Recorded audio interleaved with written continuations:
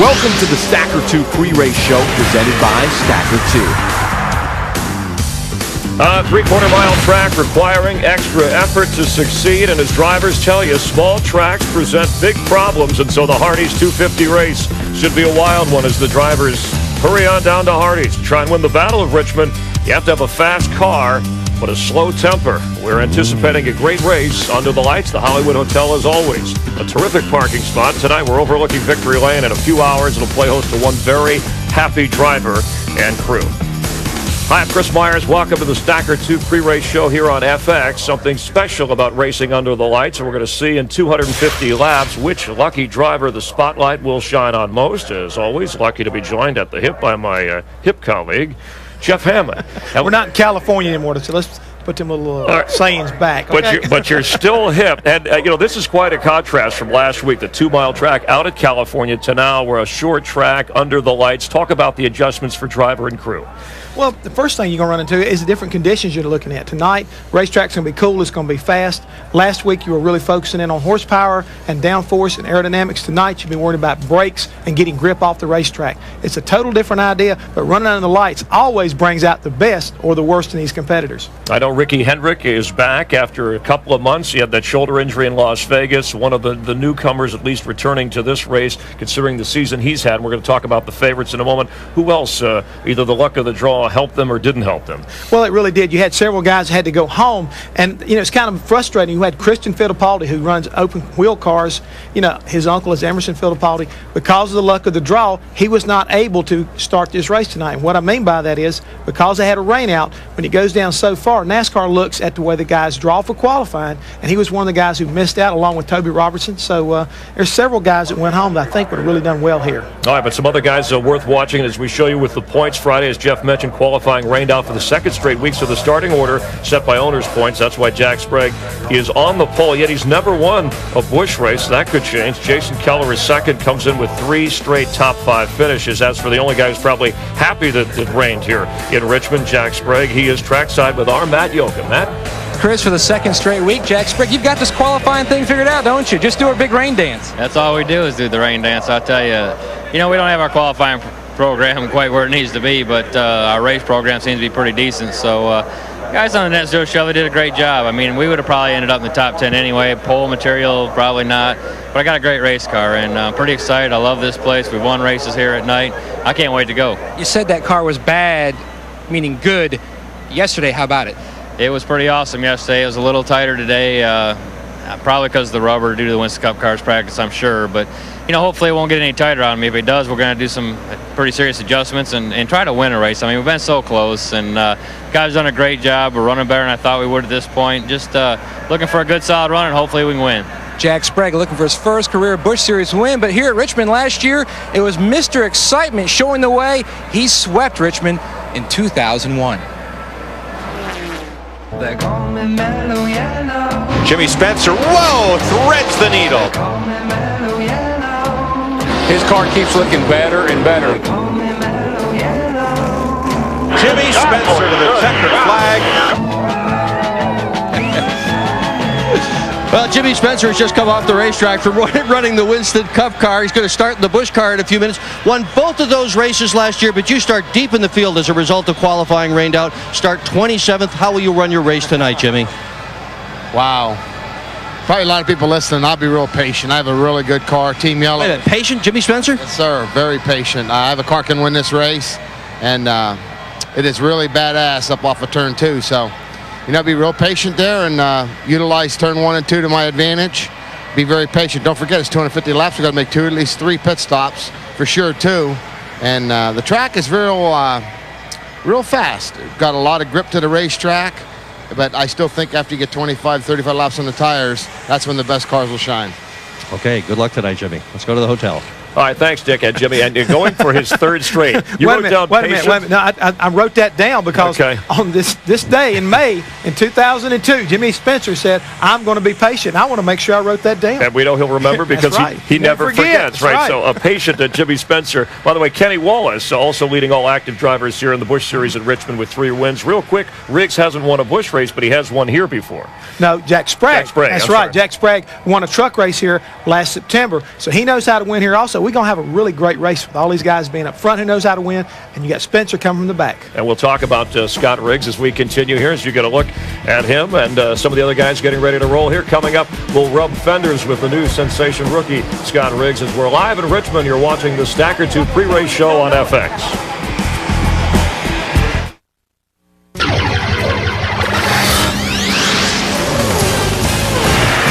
Welcome back to the Stacker 2 pre-race show. And welcome back live to Richmond, Virginia. Some primetime racing. We're getting ready for it here on FX. Richmond, the capital of the Confederacy in the Old South today. A hot new rookie in town, a man driving what may be the best rig, 31-year-old rookie Scott Riggs, whom we touched on. He's from the Bahamas, actually pronounced Bahama, North Carolina. Riggs has won 2 of the last 3 races. He is 3rd in the standings. Jeff, let's talk a little bit about Riggs. You spoke with him moments ago, and we could call him the Bahama Mama if that doesn't really rhyme. What's a good nickname for him? I asked him today, I said, look, man, you're so exciting to watch. I said, can I nickname you something? He said, well, I guess so. What do you want to do? I'm going to call him Ricochet Riggs, and I don't mean that in a derogatory sense because he's always marked most of the time. He's done a great job so far this year, but he's so exciting to watch, and he's so personable at the same time. And tonight, he feels no different. He feels like if he can get behind his teammate, Jason Keller, that they can work their way to the front. He can learn from Jason, the veteran, and be a factor before the night's over with. It's a good combo. Speaking of that, Ricochet Riggs, good nickname. Mr. Excitement is, of course, Jimmy Spencer. And let's take a look. When you see Riggs' name on the same leaderboard, as Jeff just mentioned, Jason Keller, look at Jeff Burton. You realize he's in good company. These are the only guys who've won more than one Busch race this season. Look at the number of races that Riggs has been able to accomplish that in. And I want to point out one thing about this number we're looking at. That is indicative of the fact that he's got a great team behind him. Harold Holly and all that Nesquik team have really supported him and brought him along so fast. That's why they have the results they've already seen so far this year in such a quick time. An exciting, successful rookie, Scott Riggs, and that kind of success is certainly music to his ears. Scott Riggs has been strong all day long. Bring it on home, son. Scott Riggs will win the Pepsi 300.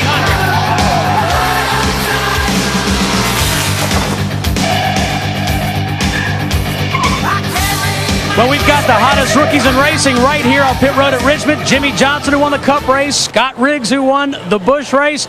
And you've won 2 of the last 3. Can you stay on a roll here, Scott Riggs? Well, we hope so. You know, we've got a good team. All the guys on Nesquik Ford Taurus always give me great cars, and every week. And, you know, we take every single race just one race at a time and try to keep our focus and, try to see what we can do around this 3/4-mile racetrack. It's going to be, 250 laps, a lot of laps around here. I just hope everybody uses a little patience, and I hope we can be there at the end. Jeff Hammond had some good advice. He said maybe you ought to follow your teammate, Jason Keller. Well, Jason's awful good here, and he's awful confident about his car. He has a good car, and, our cars are really not very much difference at all. So, we just hope we can sort of follow Jason around there. We're going to be starting behind him anyway, so we're going to try to hold on there and try to make a run for the end. Good luck tonight, Scott. Thank you. I appreciate it. All right, rookie, a points leader, doing very well. What do you tell a young driver, though, coming, whether it's Busch Series or Winston Cup, coming to this track when you're racing under the lights, Jeff? You've heard it twice. You've heard it twice right here. Patience.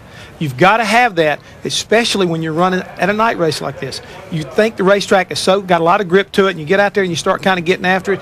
Next thing you know, you get in a little too deep. You get on the gas a little too early coming off these corners. And the bad thing about this place, as far as Richmond's concerned, coming off of turn 4, you get back in the gas real early. Next thing you know, the wall jumps out, and you'll get into it real easy. And with the sealer, the margin for error when you get up too high can get you in a lot of trouble. All right, with the track recently resealed. We'll continue live from the Hollywood Hotel. We're on the Stacker 2 pre-race show live in Richmond, Virginia, getting ready for night racing. A big weekend of it right here, so don't go away.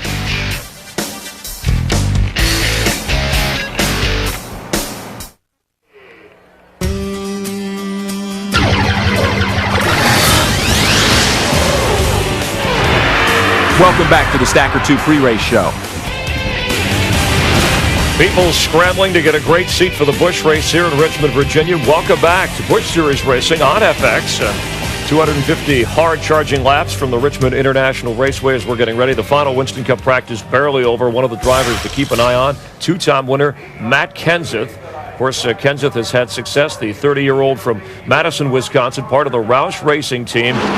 third in Winston Cup points, was just 27 points out of first after Martinsville, second in points, and 2 wins this season at Rockingham and Texas, and that's tied for the most so far with Sterling Marlin. And we welcome the former Rookie of the Year right off the track. How about it, Matt? Nice to see you again. That track, a little bit of an adventure, and we're being nice about it.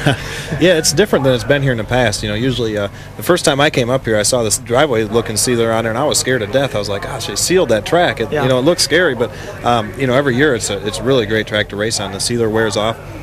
The groove keeps moving up, and you can run side by side. And actually, the outside's usually the preferred groove by the middle of the race. But today, it's really different. If you move off the bottom 2 feet, you about crash. So it's been real interesting so far, and hopefully in the bush race, they'll run side by side some and get it broke in a little. Yeah, okay. There's a shot of the track, as you point out. And usually, right when you come off of the track, Robbie Reiser, your crew chief, you go through a debriefing. And so we have former crew chief Jeff Hammond who's going to perform that. You'll go along with the gag, right? You don't have to tell me the exact stuff. But the deal is right now, I'm leaning in the window with you right now. And okay, so how does it feel so far? I mean, what's the track feel like? I was happy with my car. I mean, my car drove. It was reasonably fast to start out, and it stayed halfway good. We ran 47 laps in a row there, and I was pretty happy with it. I got loose at the end of the run, but it was turning good, and usually I push and get mad. Let's back up here then. All right, is it okay on entry then? Yeah, it gets in pretty good. And it's rotating pretty good in the center? Turns good in the middle. All right, how about the forward bike coming up? It spins the tires. Spin the tires pretty bad? All right, well, you think we need to change the shock package? I don't know what I'm going to do to it, or what you want to do to it. Well, I think we need to try to change the shock package. Just change that, sit 2 shocks, we'll put those on. And how about the gear? We close on that. It looked like you were turning a lot of RPM going in the front straightaway. It turns a lot down the front straightaway, but I'm banking it's going to slow up a little bit. I'm hoping the sealer will come off and it'll be able to slow up just a little bit. Well, we'll sit tight and we'll watch this bush race and see if we can get this upper groove moving in, because that may make a difference in what gear we do pull tomorrow. All right, see, now he told me he's got a job to back off a little bit. Is that pretty much how it works? So who's better at that, Robbie or him? Robbie's got more practice than I did recently. Robbie listens to me better. Oh! Yeah, we have the same problem here. Hey, let me ask you, I kid because I care. You know that. I'm too close to you to be talking to me like that tonight. He'll get it. He carries like a shock around and a restrictor plate, and it's a weapon. Matt, how about when you're in the position where you are points-wise? Obviously, you want to win every race, but how does that enter into planning for a race depending on how your car's running and where you are, even at this stage of the season? Well, you really have to run as hard as you can every race. It's so competitive these days. We ran as hard as we could run last week and finished 20th, so it's just really competitive, and it's very easy to miss a setup and run toward the middle to the back. So really, we don't have a plan for points. We just try to make our equipment as durable as possible, and go out there and race as hard as we can every week and get the best result we can get. How much better do you feel right now than what you did this time last year? I mean, you guys come out of the box, you won 2 races, you're up there in the points. You guys are competitive every week.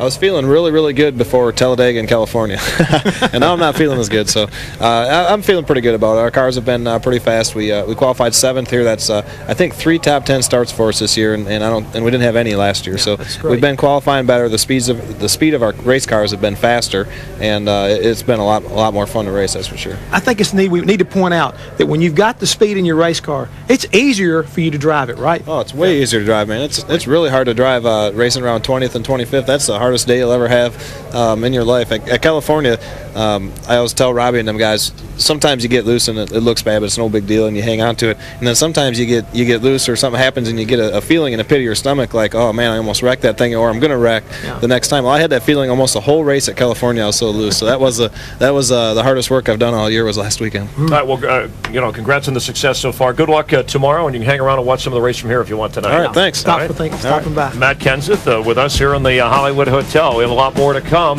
Stick around as we get you ready for tonight's Busch race, and tomorrow on FX, the Pontiac 400. Stick around.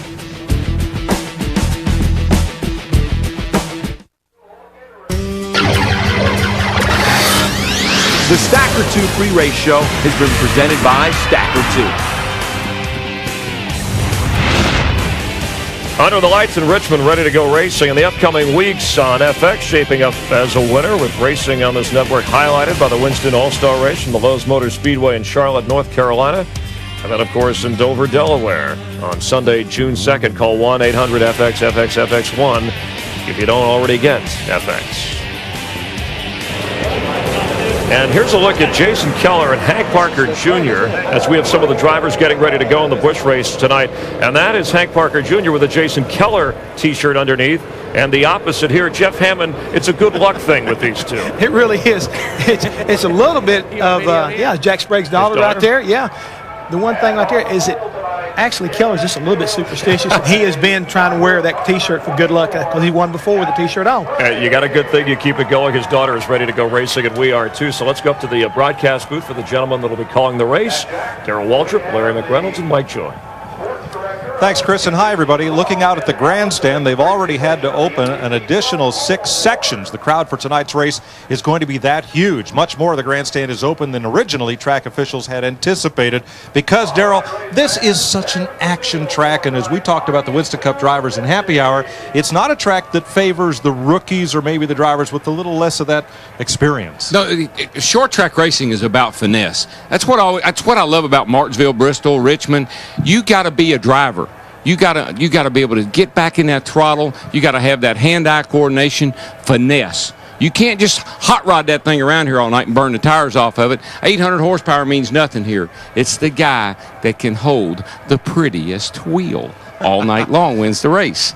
And Larry, looking down at pit road, this is almost a one pit stop race, but not quite. But I don't envy, once again, the Busch Series crew chiefs. You have 3 sets of tires that you can change under caution. That means somewhere you have to kind of manage those tires to get 60 or 70 laps. I mean, they can run about 110 laps on fuel, but you get into that 60 and 70 lap window on tires, your driver's going to be wanting 4 tires. So good strategy on how to manage your tire quantity, when to put them on and when not to put them on. That can make a big difference as well. And you know, we haven't said we've talked about sealer, but they got a new tire here tonight too. We haven't talked much about that. That could come into play as this thing unfolds. Well, let's get down trackside to Totally NASCAR's Steve Burns.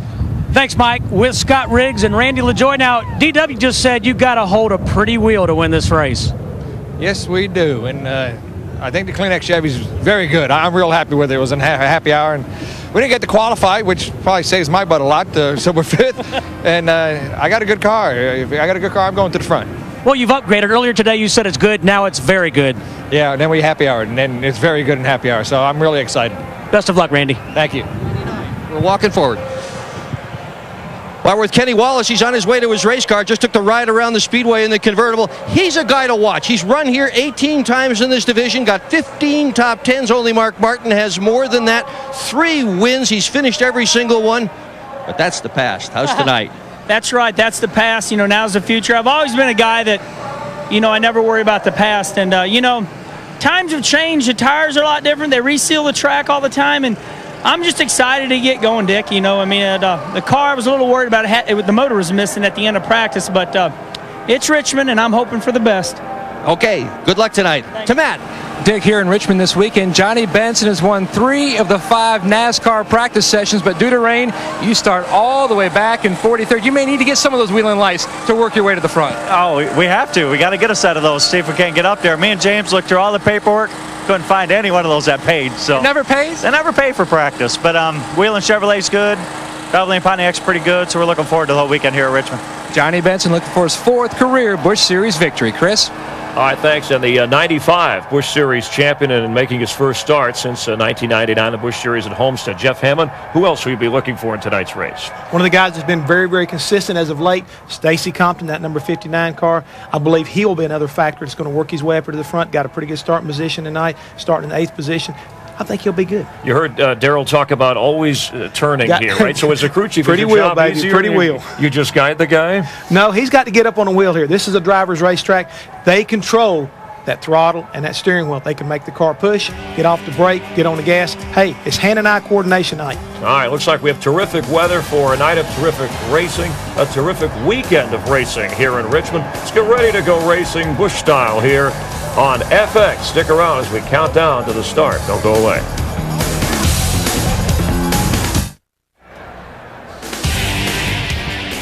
At Richmond International Raceway, Greg Biffle, Jason Keller strapped in, ready to go. Qualifying rained out. The field set by point standings, which puts Jack Sprague up front next to Jason Keller. We're set to go racing for you with the NASCAR Busch Series on FX. So let's go trackside for tonight's opening ceremony. From Sanston, Virginia. And would you please rise and remove your caps for our invocation. Here's Dr. Mark Beckton of the Grove Avenue Baptist Church. Would you pray with me, please?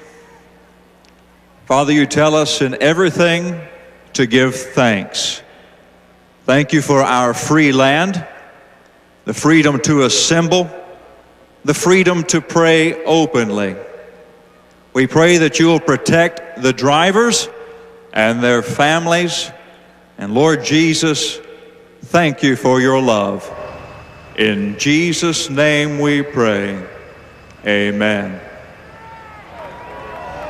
And now, ladies and gentlemen, our national anthem presented by XM Satellite Radio. Would you please welcome national recording artist and lead singer of the Richmond-based Fighting Gravity, Shivani McGee.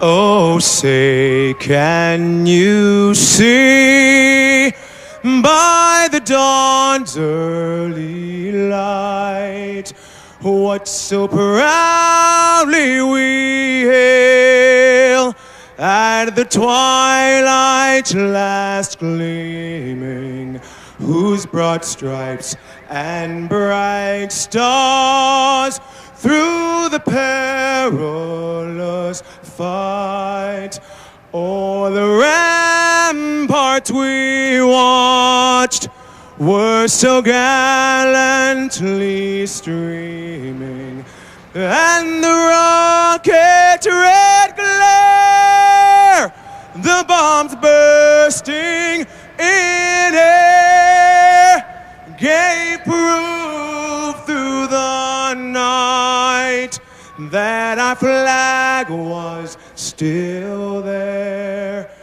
Oh, say does that star-spangled banner yet wave o'er the land of the free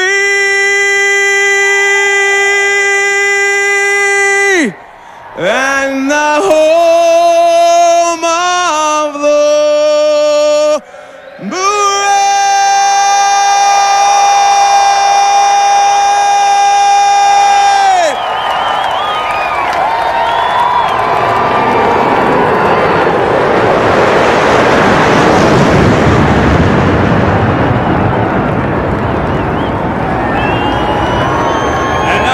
Gentlemen, with those magic words of motorsports, once again, Mr. Tommy Jackson.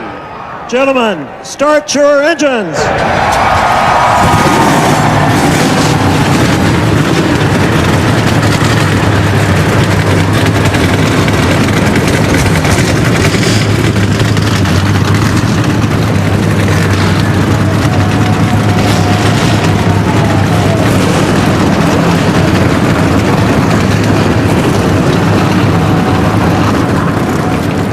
Engines firing, racers at the ready here at Richmond, Virginia. 250 laps on short track Friday night.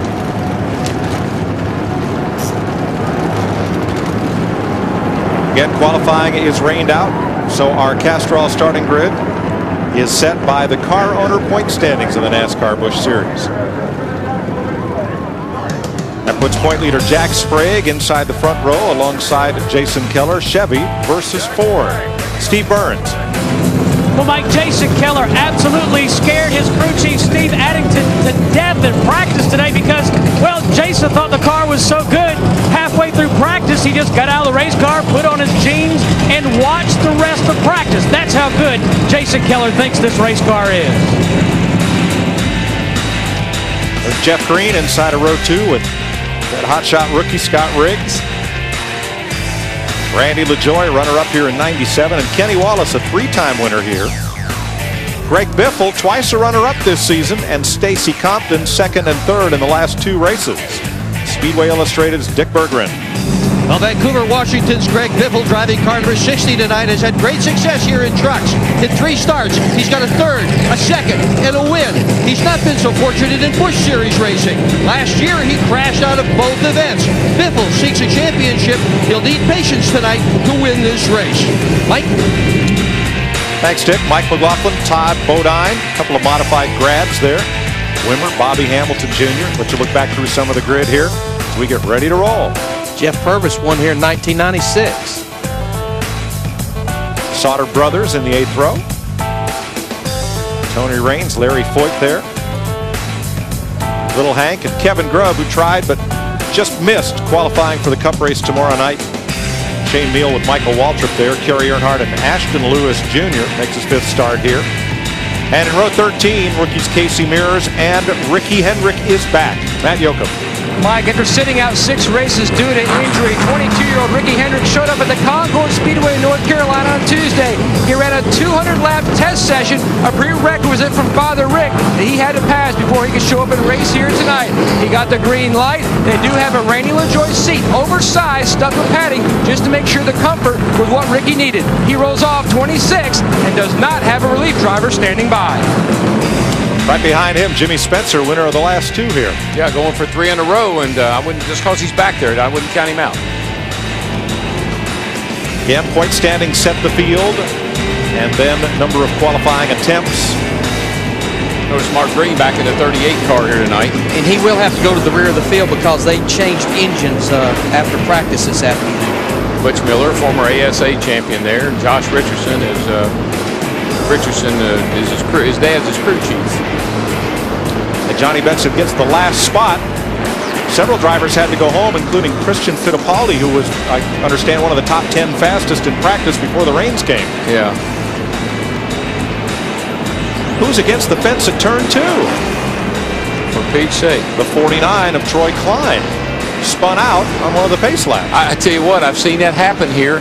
You come out of the pit, they blew this track off right after the Winston Cup practice. You come out of the pit, you got sticker tires on. You run up on that racetrack, and the track's a little dirty. The car will spin around with you. You can see a lot of debris. It's still down the inside of the track. Yeah, he damaged that car. He's going to have to come to pit road. They're going to add another pace lap to get him to come to pit road. They had a big field here at Richmond. Ron Young, the All-Pro racer. Christian Fittipaldi again. Billy Morris III, Toby Robertson, and Brian Weber were the cars that had to go home. Yeah, Toby Robertson is he runs the Hooters Cup series there a lot. It's T. Wayne Robertson of Winston Cup fame. R.J. Reynolds, that's his father. Let's have a look at the Lotrom and Ultra race analysis for tonight. 43 cars, big field here, as we said.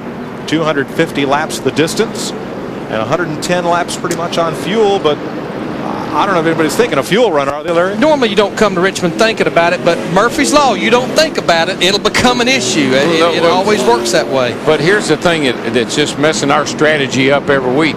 We don't know if they're going to take 2 tires, 4 tires, no tires. We just never know from one week to the next. Rain last night washed out qualifying. Tonight, cloudy, 40% humidity. 65 degrees, and kind of clear skies way off to the west. At 65 degrees, it's going to drop a bunch, though, by the time the end of this race comes. But you know, Larry, I found that this track, if your car's loose in practice in the daylight, it's loose at night. And if it's pushing, it pushes at night. Just maybe not as bad. Tonight's race analysis brought to you by Lotrom and Ultra. Let's get ready to race here. At Richmond, they're going to have to gather up that second group behind the second pace car to check their tack at pit road speed, and now they will catch it up and we'll go 1 to go. Pit road speed is 40 miles an hour, and this is a long pit road. Starts over in the middle of turn 4, goes all the way down to turn 1. Michael Waltrip will have the Aaron's Rents onboard camera on his number 99. Shane Meal carrying the Mike's Hard Lemonade camera on his number 47. The Cox Communications Speed Channel cam on board with Tim Sauter, the 19th. And the MB&A cam rides with Mike McLaughlin. And Stacy Compton, the Johnsonville camera on board his car.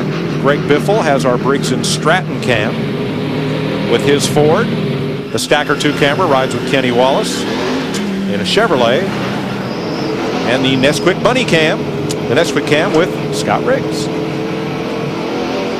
And the Rockwell Automation camera with Jeff Green starting 3rd. All right, boys, here they come. Coming down. Racing, we're going to go racing here. I guess on a Friday night, we're going to go boogity-woogity. Green flag, green flag. Green to the inside. Is there room? No. Yeah, there is now. Yes. I think the spread felt his presence. Scott Riggs in the 10 car. He tried to stay right with Jeff Green. You don't want to give the bottom of that racetrack up. Randy LaJoie in the 7 car. Whoa! Riggs gets into it. Randy LaJoie all the way to the bottom. He He's going to pick up the lead after doing that. Let's start over, y'all. Oh, no. This is why the place is packed. 3 wide. 6 under a blanket into turn 1. Well, I think what happened there, Riggs realized that he made a mistake. He tried to let Green get the car straightened up and almost caused a big wreck. Jeff Green, Randy LaJoie. Here comes Biffle on the inside. It's about as an impatient start as I've seen in quite some time. Everybody was poking and gouging. That's the kind of start that sells tickets. Yes, it is. It's kind of start to get your heart beating. Whoa, look at LaJoie again. Back down. Oh, hang on, Rest. Hang on to it, Randy. He's running out of racetrack down there. He's going to give up about 3 or 4 positions all the way back to 5th in the middle of 3 and 4. How many laps is this race anyway? Somebody forgot to tell him there was a 0 on in that 25. That's like a heat race. And Jack Sprague, our pole sitter, is back to 12th. And I'm not promoting anything, but just think if this was the Winston, that's what it reminded me of, like a restart on one of the Winstons. Jason Keller, he's going to take the position away from Jeff Green, getting into turn 3. This car has not been run since Phoenix of 2000, was a backup car all last year. McLaughlin with LaJoie straight ahead and Biffle. McLaughlin right now 6th. I think Riggs is going to be a little bit more, give Green a little bit more time here. Yeah, here we go. He says, you go on, buddy. He did the same thing, though. He just took the position away and outbraked Green, getting into turn 3, moves into 2nd. Well, he was definitely fast. He was fast from the get-go, but that little bump and run almost cost him there on the start. I think the most famous words in racing are going to become tickets for next year's race are on sale now. You looked at 2 cars out front, Jason Keller, Scott Riggs, teammates. They have won the last 3 Busch races and 4 out of 9 races this year. Very dominant. Yates Motors horsepower under those hoods. And even though this is not a high horsepower track, not necessarily, good throttle response and good torque accelerating up out of these corners is what makes you go fast here. 12th place race. You see where Sprague has drifted back. There's Kenny Wallace on the outside trying to hold off Scott Wimmer. To no avail. And there's Sprague still stuck on the outside. I don't think he's drifting back necessarily. You know, he got kind of hung up in that skirmish on the start, and he was the big loser. Still there. Looking out of Kenny Wallace, the 48 car, same position as Jack Sprague. Caught on the outside. He's going to get in the bottom right there, getting into turn 3 and 4. And Wallace got in line. Sprague couldn't. Here comes Jeff Purvis past him. But you can get freight trained here just like Jack Sprague is. I mean, you get caught out of line and tight cars are all bunched up here, and you can go backwards in a hurry or get wrecked. Looking out of Stacy Compton there, the 59 car. What a difference. Steve Plattenberger coming back to this team the beginning of the year as crew chief, had moved over to Mike McLaughlin building shocks. We got a spin. Mike Harmon, the 44 off turn 2. No caution though. He's going to get his car back going. He just spun her around and kept right on going. And that was actually Mark Green. Mark Green in the 38 car, yeah. Jason Keller has it his own way. 3/4 of a second up on his teammate, Scott Riggs. Darrell, you and Neil Bonnet put a lot of laps on this racetrack in the 11 and 12 Junior Johnson cars. Was it easier having a teammate just in front or behind? Well, it gave you some comfort. And not only that, you could communicate. I mean, you could tell his spotter to tell your spotter, or his crew to tell your crew. There was a lot of cooperation there, which made it a lot easier when you're running out front like this. Jimmy Spencer in that 1 car won both these races last year. He's picking about 2 cars a lap off right now. Started back in about the 23rd or 24th position. And just to follow up a little bit, if it's somebody else, not a teammate or a friend necessarily, they're not going to tell your Sprague! Yep, Sprague turn 2. Pow! The wall. Caution is out. Hold it up there. Hold it up there. Oh. Caution down. Spin it 2. Be clear when you get there. Just look for liquid coming out. Just look for liquid. You know, Sprague was just in trouble from the get-go. He's been backing up, hung up on the outside. That was inevitable. And that's our point leader coming into this race. Any one of 5 drivers could leave here with the point lead tonight. Car's got quite a bit of damage on it. There goes, ooh, man, somebody just ran over one of his little bars, Nerf bars out from under the rear bumper there. Did Kevin Grubb make contact? Yeah, he's down on the apron. What happened was he got down on the apron, Grubb did, slid up into Sprague. I don't know that he hit him, but he forced him up. And that apron's a little different transition than the racetrack. You get down there too far, it'll shoot you back up the racetrack.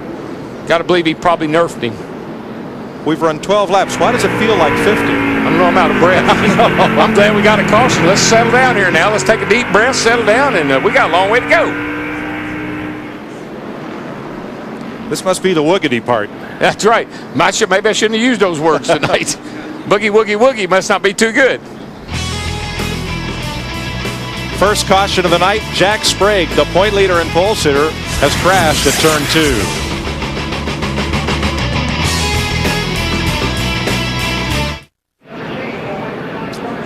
Welcome back to Richmond, where Jack Sprague has brought out the first caution of the evening. And from the right front of Kevin Grubb, it looks as if there was contact between the two. Here's Steve Burns. Mike, Jack Sprague is on pit road for the third time. Jack said his car was incredibly loose when he spun. They made a track bar adjustment and a wedge adjustment. They changed 4 tires, trying to make sure there's no sheet metal rubbing on the new tires for Jack Sprague. The problem he has, there's 41 cars on the lead lap. By the time he maintains pit road speed of 40 miles an hour and gets to his pits, the lead cars are already in turn 4, so they only have about 10 to 15 seconds per stop to work on it. Here he comes back on pit road again, and he's only halfway down pit road, and the field is already in turn 3. So he just barely gets stopped, and he's got to get going again. Now there's Johnny Sauter is in as well. They've got the left side up on Johnny's car. This is about the second stop they've made. They were adjusting the air pressure in the right rear tire the first stop. Probably that's what they're doing, adjusting a lot of things. Maybe taking some spring rubbers out or something. A couple big bandages on Jack Sprague's car to try to get him through the remaining 233 laps here at Richmond.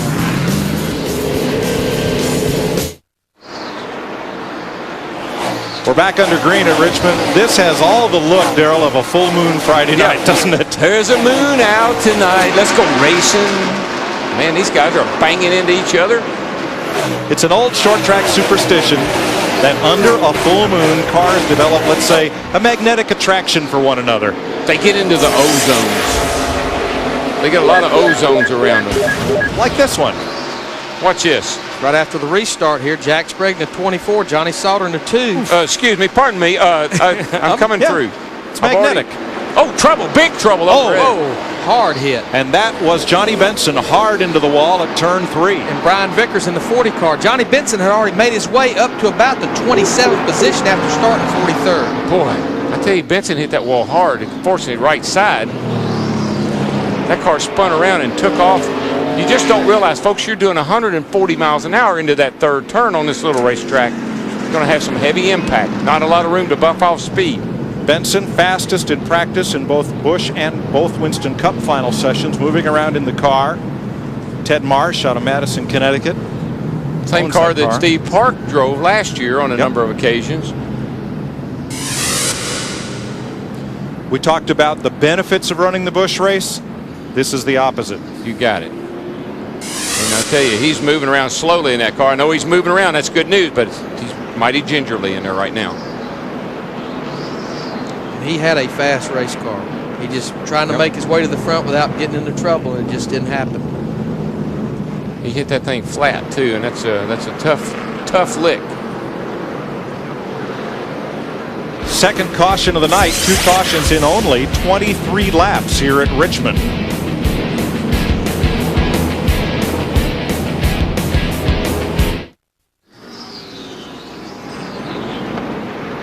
Johnny Benson took his time climbing out of the Ted Marsh-owned Whelen Chevy, but looks like Johnny is okay. Well, I tell you, he's had his bell rung though. He's just kind of taking his time, and you know, he's not jumping up and down by any means. No. That was a hard hit, Darrell. It really was, and I tell you, it could do a number of things.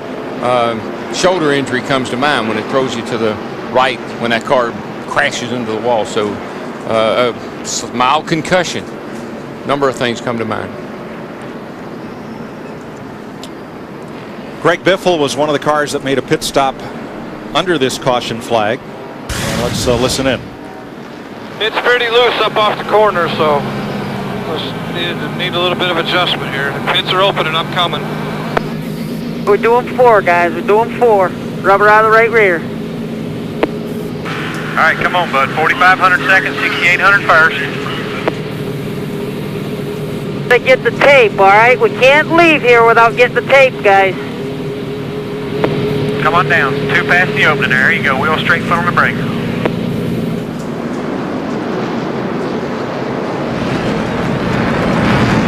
The tape is what they're talking about, Larry. I think they got too much tape on the grill, and the car's a little bit hot. The rubber, we talked about adjustability. They got to get that rubber out of the right rear. The car's loose. They'll make an air pressure adjustment. Try to get him tightened up. Matt, what are they saying down there? Well, DW, the reason they had to pull 2 pieces of tape off the grill on the start, he got a little bunched up, and he knocked the grill in, which the water temperature started going up past 235. Goss, you made a lot of adjustments on that race car. Well, we knocked the nose in on the start, so we're overheating, so we figure we might as well come and work on it a little bit. A little bit free, so we got a rubber out of the right rear. Just going to try and survive and get to the end. He certainly has to survive. They're looking at points, too. Jack Sprague took a big hit here tonight. They're hoping to capitalize. Awful early to get that first set of tires. We'll talk about that when we come back.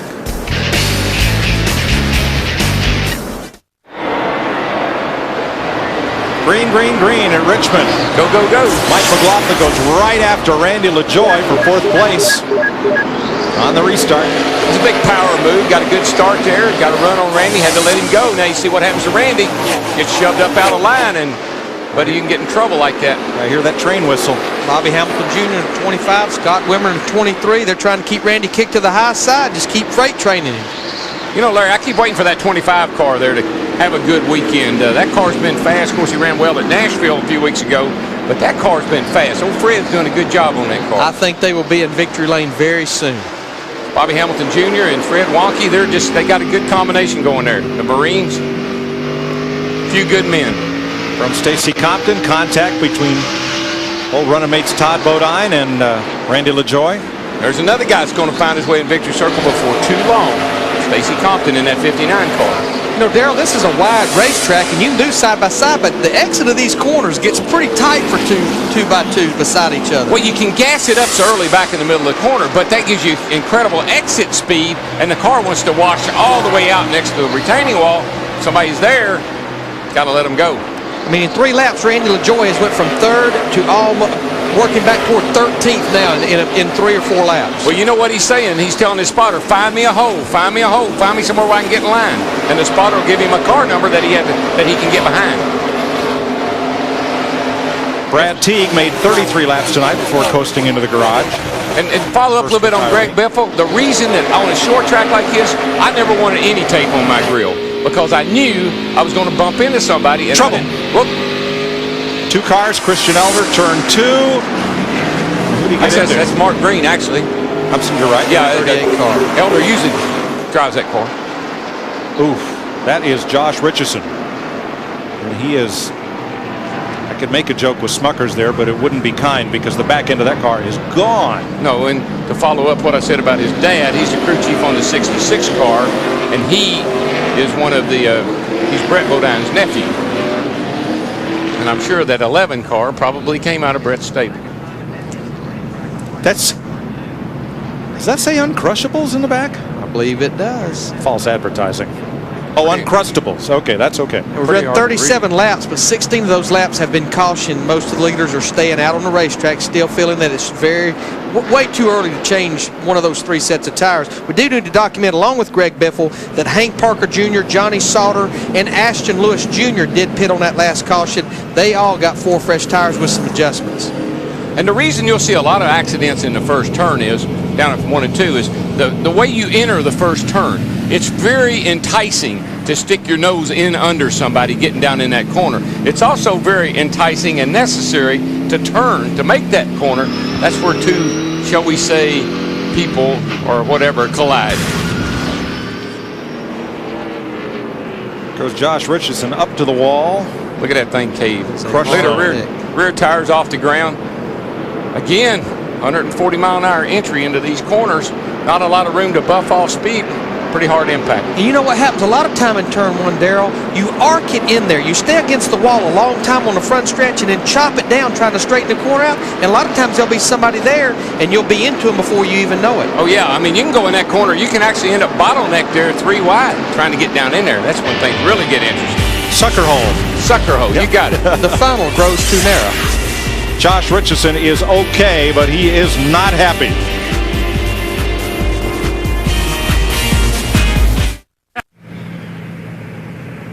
Keller and Riggs continue to lead under caution. You've heard the name Larry Hicks a lot in the last 2 weeks. That's the man that pulled Jack Roush from that air crash in Alabama. Time to meet the man who we feel is a real hero, Steve Burns. Boy, Mike, it is an honor to meet retired Sergeant Major Larry Hicks. First of all, on behalf of everybody, thank you for saving Jack Roush's life, and tell us about your experience here at the racetrack. I'll tell you, it's been awesome. It's like I told everybody before, I've never been to a NASCAR race ever. So my wife and I both were kind of in awe of all this. It's really exciting. It's nice to be here. Everybody's been so nice about it.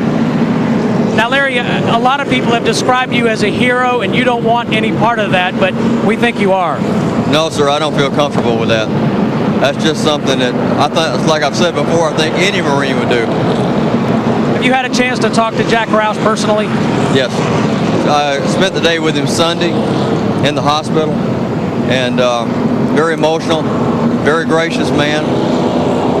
Very impressed by him and his whole family. It's been really nice.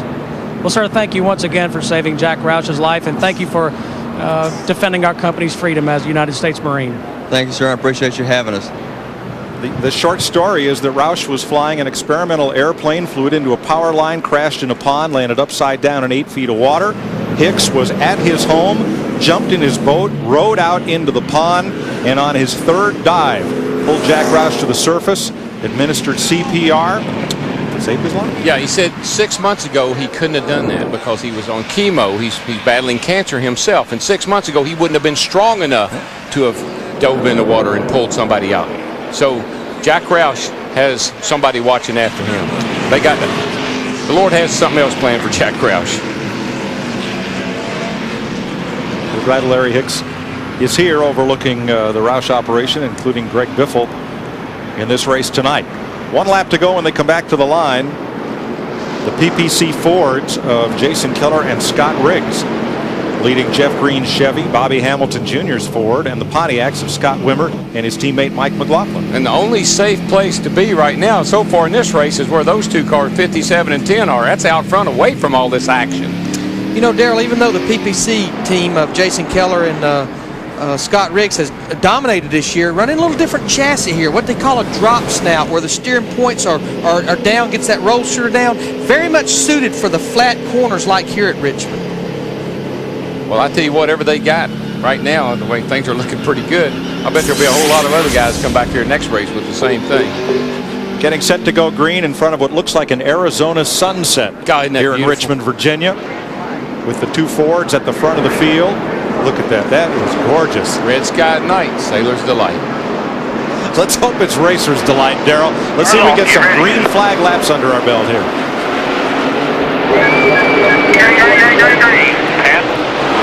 See, we run more caution laps and we have green flag laps. That's the reason these leaders are staying out front where it's nice and safe. You got that right. And of course, green, green, green, and your spotter says all passing to the right.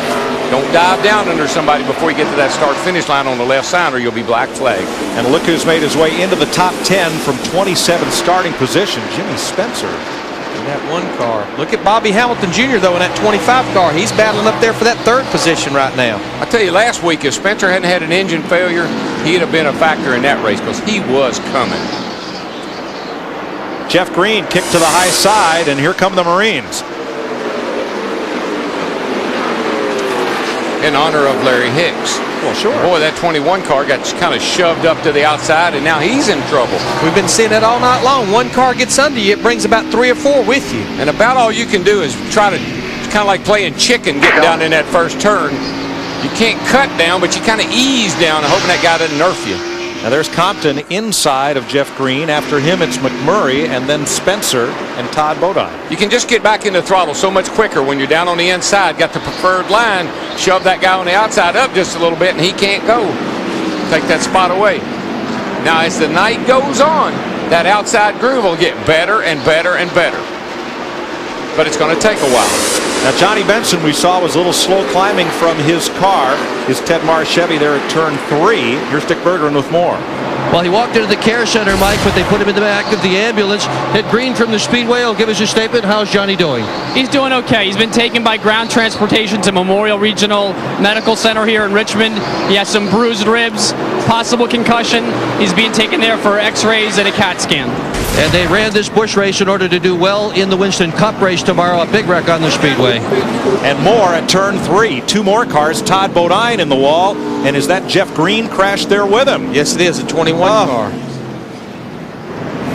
Well, fellas, what in the world is going on, man? Tell you one thing, we don't need restrictor plates to have the big one, because we you just got had all it the way again. around, all the way around. There you go. Come on. Hustle up. That 92 car is demolished. 21 car is as well. The 21 is. I just looked up, watching the wreck off of 2, as Dick was giving that report. I looked down there and they're wrecking in 3. Turn 3, Todd Bodine and Jeff Green. There were all kinds of cars piled up coming out of turn 2, and most of them have driven away. Boy, this is going to take a while to clean this mess up here. That's water, probably gasoline, all kind of stuff running out from under that car. Now this is out of turn 2. The 30 Tony Raines gets turned around by Randy LaJoie. Of course, it just stacks up behind him. All these cars here. This just a couple laps after a restart. Nowhere for these cars to go. You see Jeff Purvis in the 37, Casey Mears in the 66. Everybody's taking evasive action. They've gotten stopped now. Tim Sauter, the 19 in it, down on the low side.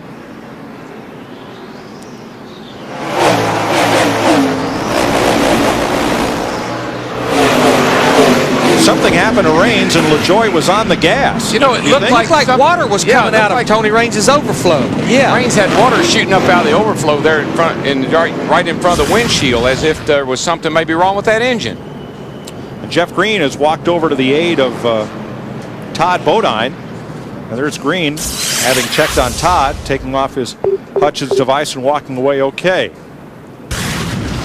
And again, he hoped to learn something tonight that would help him in the Winston Cup race, but all he's going to learn is you're going to have to be careful if you get back. He got shuffled up to the outside, and he was falling back, and I didn't know if Todd and he had some contact. I'm sure they must have going down into turn 3.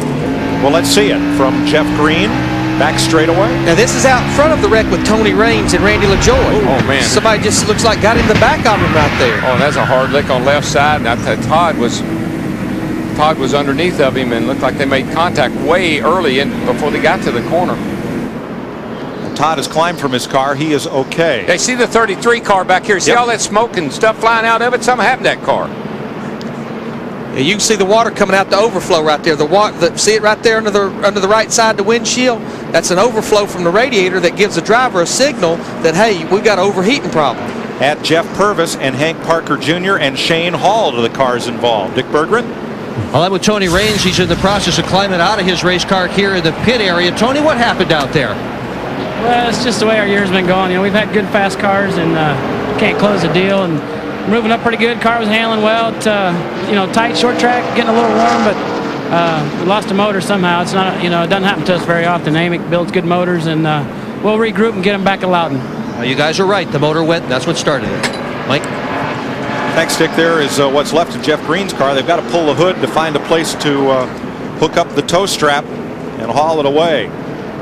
And here is the Troy Klein car, sponsored by Rent-A-Wreck. No joke needed or wanted there. And from Michael Waltrip, that's how it all unfolded behind him.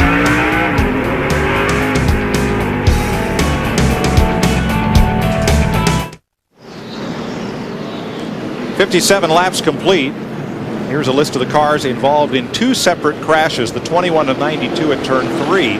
After the accident at turn 2, there's a lot of cleanup to be done between turns 3 and 4 from fluid put down by Todd Bodine's car and Jeff Green's.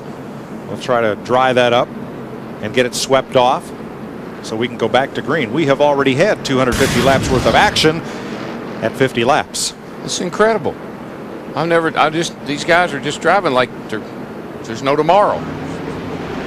Running over each other and things happening to the cars. This one, Darrell, do you think from Randy LaJoie's point of view, hard to avoid? Oh, yeah. The 33 blew up. I mean, he said he did, and That's what caused this one, but then down there in turn... There's the other wreck right there. There they go. Yeah, Todd Bodine had the position on Jeff Green getting into turn 3. We talked about it earlier. You sweep it down in these corners, and he just cut down there, and Todd Bodine was there. Yeah, if you back it up and look at the top of your screen, well, we need to look from back, looking down the racetrack. Here's a little different angle on it. And when Rains gets sideways, the track's pretty well blocked up for everybody else. Yeah, well, the 37 cars turn sideways there. Everybody does a great job, actually, of weeding their way through there. Now, folks, where we want you to look is right up here on this next replay, up toward the top of your screen. We see Jeff Green in the 21 right there. He's already up high coming off turn 2. Now, as the camera swings, watch the upper left of your screen. Yeah, watch down here because the 21 and the 92 are headed down the back. Here's the 92 right over here. He's got position on the 21. 21 starts down. Possibly thought the caution was coming out. Saw some sparks come out from under. Saw some sparks come out from under the 92 as if to get on the brakes real hard. But he'd already made contact, and around they went. And in Todd's defense, he was already starting to move down. He saw Jeff Green coming down off the wall. Well, Jeff Green, who would hope to learn a lot that would help him tomorrow night, is out of this race. Let's go trackside. You okay? Yeah, I'm good. What's going on tonight with all these wrecks? Racetrack's junk. You know, I got up on the outside there. This car wouldn't go for the 4 or 5 laps because what gets on the Goodyears on those cautions, and got turned around by Bodine there. He said he lost his brakes or something like that. He must lose his brakes a lot. But anyway, our car was good. You know, we just kind of riding. They hung me out there, and on the outside you can't do anything. I don't know why they don't leave the track the same. I mean, it's good every year until now, and track costs us a race car tonight. All right, better luck tomorrow night in the Winston Cup race. Jeff Green, he's okay. Todd? Yeah. Shane Hall's car being pushed away. And now look at the impact that Jeff Green took. Boy, that's hard and fast. Oh, boy, both cars just piling into each other. Now, Shane Meal may have been involved in what turned the 19 of Tim Sauter around. Here we'll see it. Yeah, well, he sees, you know, it's a chain reaction. The guys that see the wreck first slow down. The guys that are coming along later, they don't see it in time, and they get into the back of somebody. Now, Kenny Wallace somehow sneaks right through there. Right place, right time. Clear all around now. Let it come to you. Nice and smooth, baby. Stack it up, stack it up, stack it up. Clear high, clear high. Good job, baby. Keep digging. Good job, Herbert. Come on to the front. Caution's out. You got big turn up in turn 3. He pretty much did the same thing at Talladega. That's the reason he's 5th in the points. He's getting through these big ones without a problem. Back down to the garage, Dick Bergeron. Well, Todd Bodine's walked out of the medical center. He's okay. We've heard Green's side of the story. What happened? Well, Jeff probably pretty much got it right. I got into him. You know, I hate it for my crew especially, but RCR, Richard Childress, that's 2 weeks in a row I got into one of their cars. One intentional either time. This week I got in. Jeff was trying to get in line. I was trying to let him in line. I got on the brakes a little hard, and the back end started coming around, and you know, you can't turn the steering wheel, and I ended up getting into Jeff. You know, it's a shame. Tore up 2 good race cars, and you know, one intentional. I was just trying to ride. I was trying to let Jeff in line. I mean, the outside groove is just treacherous right now, and I was just trying to ride around and got in trouble anyway. We're glad you're okay. Let's go to the hotel. Okay, thank you very much. As we're into the 4th caution, by the way, the record of cautions has happened twice for this race, a Busch race here in Richmond, 11. We've had a lot in a hurry, so you're going to look at where we are talking to you from and a great view of the track, Jeff Hammond. How about it? Jeff Green said that the track is junk. We heard Matt Kenseth on our Stacker 2 pre-race show saying when he came up here after Winston Cup qualifying and the happy hour that it really is difficult out there. Try to explain for our listeners what the drivers are going through. What's really happening right here, Chris, is a situation where as they run and they start to work that bottom groove in, it kind of like it's graining up. And it's little hard marbles are coming up with this type of sealer for some reason this time, and it's getting up just outside the bottom groove. And whenever you get up in that middle groove or the second groove, that's white stuff right there on the racetrack. Okay. You can see right there at the top. It's creating problems because it's getting on their tires. The cars, they can't get any kind of grip. Next thing you know, you're in trouble from the high side, just like Jeff Green found himself. And when he tried to work back down, Bodine got into him, and around he went. Why was this track? You heard Jeff mention, hey, it was fine before. Why did they reseal this track? Well, they were trying to make it better, to try to make it more exciting, and it's backfired on, unfortunately. The thing we keep going back to, patience. All these wrecks so far have been started because somebody got too aggressive too soon. Only 3 champions started tonight. 2 have been sidelined. Jeff Green, Johnny Benson, Randy LaJoie, the only former champion left. And let's go back upstairs to Larry, Mike, and Darrell. Now, Todd Bodine and Jeff Green were racing for position. Caution light not yet on when they had their collision at turn 3 as things were unfolding in turn 2. So still the same lineup pretty much up front, but now it's 3 Fords with Bobby Hamilton Jr. having moved to 3rd behind Jason Keller and Scott Riggs. If you joined us late, Jack Sprague crashed early. He's back out on track and still on the lead lap, but the point leader is way back. As that sealer balls up and rolls up to the outside of the racetrack, when you get that on these hot tires, you have no control of the car. And there's the tail of the tape, 27 green laps, 38 caution. Green flag. We're back under green. That 19 car is a pretty good car. He was running up here in the top 15, but he got involved in that wreck back there and lost a lap.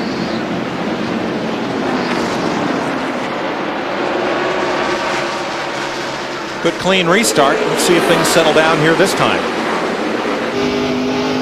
I'm up under the all clear.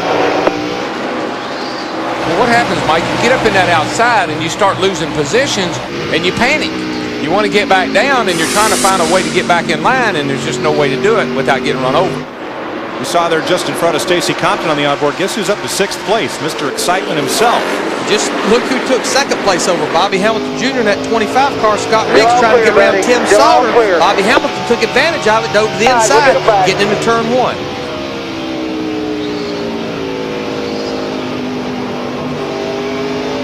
Tell you, Scott Wimmer in that 4th position right now, that 23 car right there behind Scott Riggs in the 10.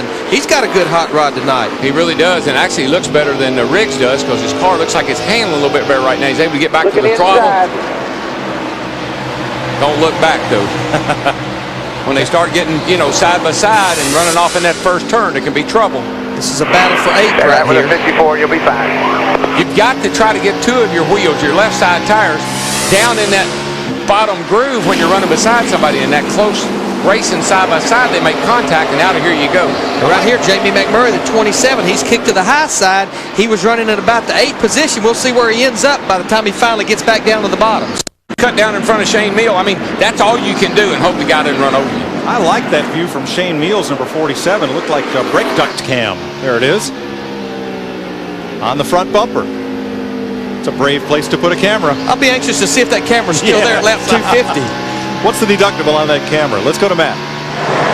Mike, under that caution, Jason Keller, the leader in the 57 car, had a short debriefing with his crew chief, Steve Addington.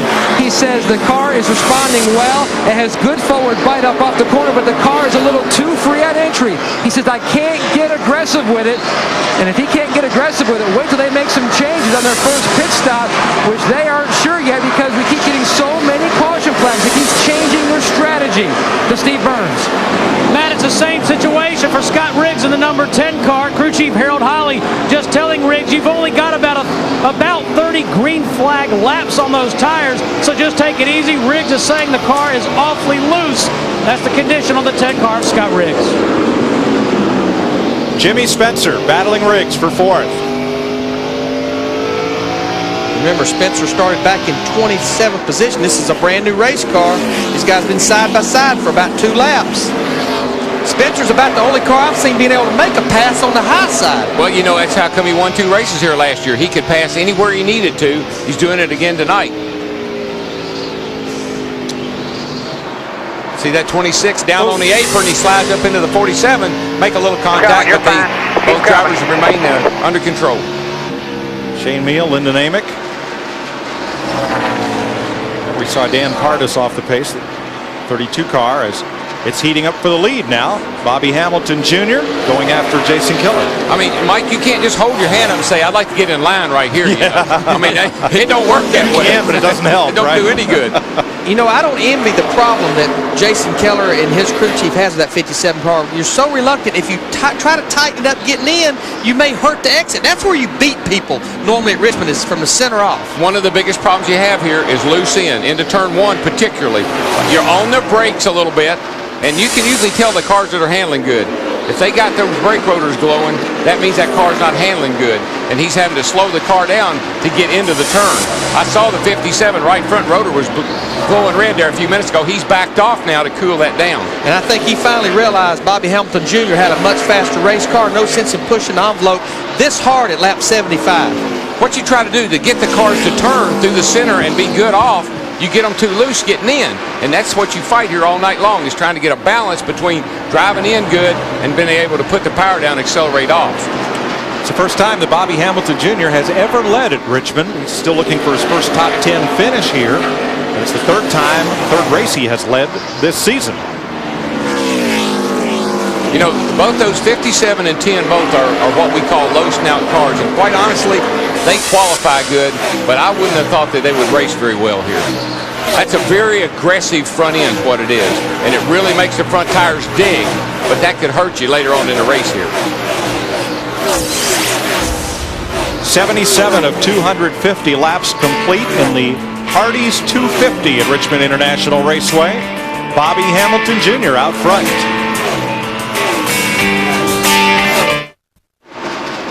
NASCAR Busch Series Racing on FX is brought to you by Smooth Busch Beer and Easy Drinking Busch Light. Busch, the proud sponsor of the NASCAR Busch Series. Nice night for the races at Richmond. Going to get a little cool here as we get on into evening, but the action's been hot on the racetrack. Shane Meal is pitting. He's told his crew he believes he has a tire going down, so he's making a stop under green. There's that Mike's Hard Lemonade can from the front valence. Start left, see us right here. Come on, come on, come on.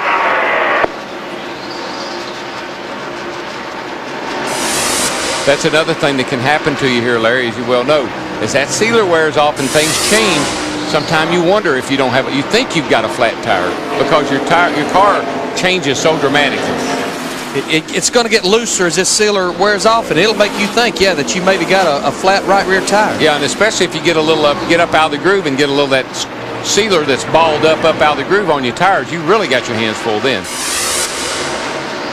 Among the expected contenders, there's Hamilton Jr. leading, Keller second, Wimmer third. Spencer has now climbed the board to fourth. Scott Riggs is fifth. There's Spencer up to fourth and challenging Scott Wimmer for third. I think a car that's running really good, Larry, is Kevin Grubb as he moves up alongside of Stacy Compton, and Grubb finished third here in this race last year. And this kind of racetrack he always runs well at. You kind of expected it.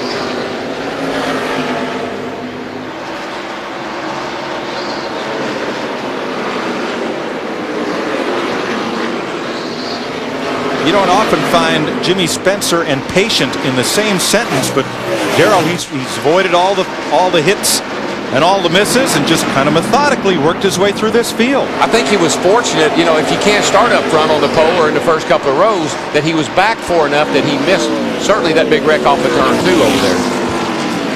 Kind of was in the right place at the right time. You know, right now, Jimmy Spencer, it's like these cars are so equal back there in third and fourth position. I mean, Scott Wimmer's holding the bottom of the racetrack. Jimmy Spencer's running there right there with him. Spencer to the inside. Well, that car's really working, and it's getting up off the corner good. He's got a great run. There he goes by Wimmer. He's going to be hard to beat. When he gets caught up, Jimmy Spencer's going to be hard to beat again tonight. You know, a guy that pitted back on lap 22 because he needed to take tape off of his grill, needed to make some adjustments, Greg Biffle, and he's already worked his way back up to the 11th position, but he was very lucky because a lot of those cars like Hank Parker Jr. and that group that pitted back on lap 22, they got caught in that big wreck, but he missed it.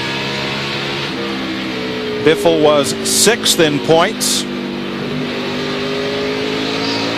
Casey Kane in Robert Yates' Busch car right there, number 98.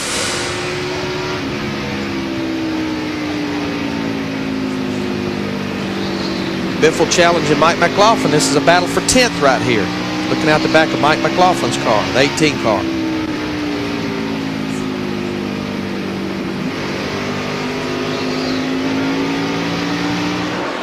Biffle a little bit fresher tires. Even though he pitted on lap 22, it only puts him at about 15 fresher laps because some of those laps were run under caution. Clear. Back in behind you. Nice job, Greg. Out of the way, baby. Be patient.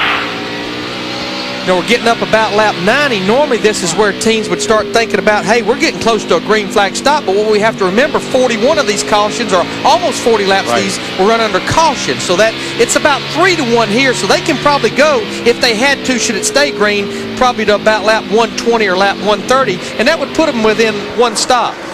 You know, it seems like, Larry, that that 37 car, for instance, he was involved in that spin over there.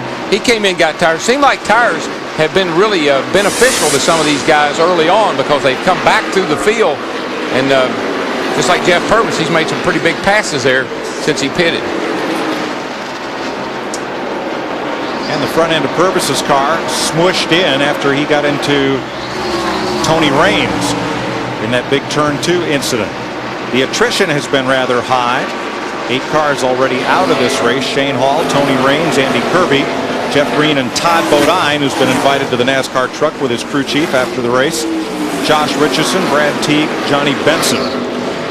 This is where Bobby Hamilton Jr. is starting to lap these cars. There you see Johnny Sauter to the 2 car, Larry Ford to 14. This is where he has to show patience. Very important here. This is what will get you in trouble even when you've got a good race car. And I think that's what his dad has been preaching to him a lot is take your time and be patient because Bobby hadn't shown the ability to do that so far. Well, his dad even told me he felt like that's maybe what cost him the Nashville race, was just a little impatient there. Got a great race car. Turn 2, car climbed the hill, Casey Kane, and I thought he was going to get to the concrete, but he reeled it in. That's too bad. He was running in the 19th spot, doing a pretty good job. Best I've seen him do so far. Not there a serious problem. You okay? That's hard. 10-4. Jack Sprague, the point leader, in danger of going a lap down here at 97 laps. Sprague was involved in the first accident of the night. That came at lap 12. Closing in on 100 laps here at Richmond.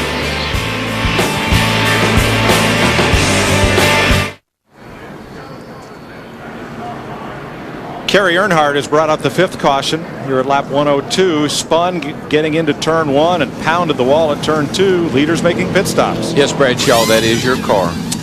And it is hurt. Jimmy Spencer's got trouble on pit road. He had a good pit stop, but now he's backing back up into his pit box. I don't know what in the world's going on. He's got all kinds of problems. Still on the lead lap here. It looks as though the car is down on the right rear over here, or down on the... Something is... The right rear, yeah. Dick Bergman? Well, this is something I've never seen in all the years I've been at auto racing. This car has dropped to the back end, and he has broken the rear end, he thinks, in half. Jimmy Spencer, a shot to win the race. The rear end of the car has come apart. Look at how the car's just laying on the ground. I mean, when he started to drive away, I said, it looks like the car's too low. Yeah, I mean, it's broke something. And you can see some fluid right here that's apparently it's broken the rear end housing in two. Well, that was the best car here. I mean, this was a routine 4-tire stop. Let's watch when the jack drops. Right there, right there. You can see the rear end broke. See the wheel there wobbling, the right rear, just like the rear end housing broken too. Oh, no. Uh-oh, somebody's holding up a part. Yeah, there's the telltale sign piece right there. Wow, that's a shame. He had a good race car. Well, we're going to be under caution a little because they're going to have to tow that car away. Jimmy's out of it. Dick? Jimmy Spencer, what on earth happened to the back end of that race car? I don't know. Something broke in the rear end. The U-bolt or something broke the housing. I mean, I've never seen it in my life, you know. That thing was awesome. Yeah, it was. I mean, I can't believe you can smile. You had the best race car here. Oh, there's no question in my mind. I had this race won. I could run 2180s and 70s. Ain't nobody else could run that fast. But you can't win a race when you're sitting in there, Dick. You know, I just feel bad for all the guys on the team, all the yellow people. We've been at a really tough year with yellow this year. Had a lot of things happen to us running in the top 5. Again, part of it. He's a racer, Mike. Snake bit. Daryl, that's the way it goes right there. I mean, there's nights that the car was awesome. Now let's look at the replay right here. Kerry Earnhardt, it just in the 12 car. He is over here, and he just got loose with him right there in the middle of the corner. Easy to do getting into turn 1 here. You drive in there on the outside, get a little high, get a little stuff on your tires, round you go. Who are you going to tell Bradshaw to call? He needs to call 911. 10-10, yeah, right. Because you're going to need more than a buck here, bud. Shane Milne, the 47, just getting by on the outside. Wasn't sure where to go. He decided to go to the high side. Well, I was going to tell you, your car's running good and flawless like Jimmy Spencer motor brakes. I've seen nights where he's getting lapped every 10 laps. You couldn't throw a boat down the carburetor and blow that motor up. You're begging it to blow up.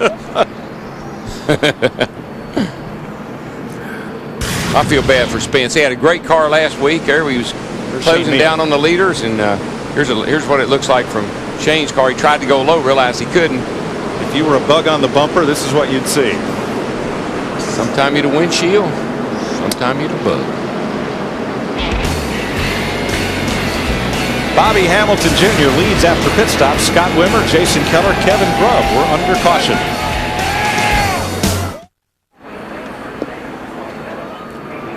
Bobby Hamilton Jr., Scott Wimmer, Jason Keller, Kevin Grubb, and Greg Biffle are the top 5, and in one lap will go green. Not for long. I think that guy in 5th place. Let's check it out at Greg Biffle's pit. Halfway is right here. Halfway to the car, halfway in the box. Halfway to the pit box is this way. Not this way, this way. Radar. See? Dude, Right there. Look at it, dude. You can't measure that. That's more than halfway. Right behind the car. Randy, if you don't put him in the tail end longest line, you'll do a stop and go under green, and it'll cost you a lap or end up being 2. Discussion between the NASCAR official and the Greg Biffle crew about where Biffle was pitted within the pit Be careful box. of them guys. You don't know which way they're going to go. The pace car's off. Back it down low. Let's be ready. Ready. Ready. Green flag. Green flag. Clear. Biffle's going to restart back in 23rd position. That's roughly 23 or 24 cars on the lead lap. He's going to fight his way back to the front again. Shane Meal, Johnny Sauter trying to get back on the lead lap.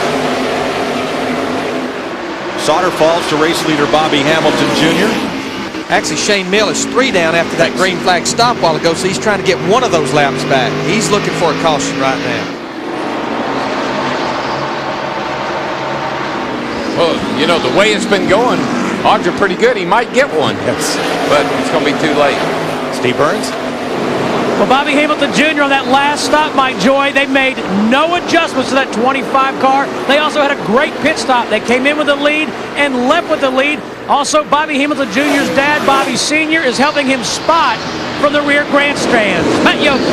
Steve, Jason Keller came in the 3rd position, pitted for 4 tires, and he went out. Rick. Turn 2.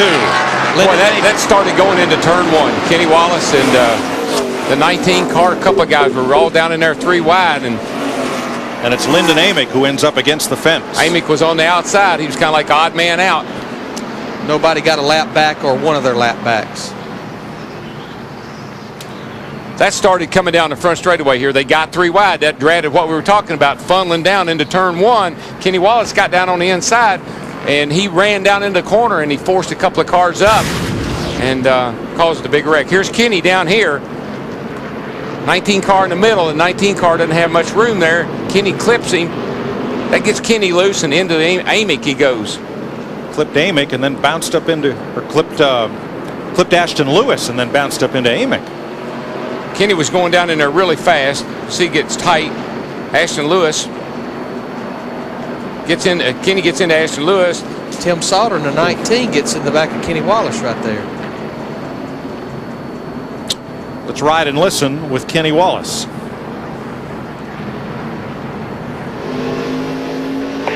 Outside, lap car on the bottom, right in front of you, clear low, there you go. 3 wide, 3 wide. No 3 wide, 2 wide. Still 2 wide, hang on. Yeah, go. Inside. Clear. No one come, watch your corner. Gotta do something. Hold on. There's the contact with Lewis and then Amick. Michael and Jeff Purvis. Several of them slipping by on the inside there. 3 wide going into turn 1. You're trying to fight to get to 1 wide or 2 wide. It just don't work. And poor old Amick, he was just up there minding his own business, and he gets clipped. Unfortunately, he's okay. Kid's had a rough year. It's been in several accidents that were none of really his making. As you can see there, Kenny just lost it, got up into him. Well, we rudely interrupted Matt Yoakum to cover that. Let's get back to Matt. Then we're going to check in with Steve Addington. You made a 4-tire change and some adjustments. What'd you do to try to tighten up that race car? Did a little bit of air pressure adjustments and a turn of wedge.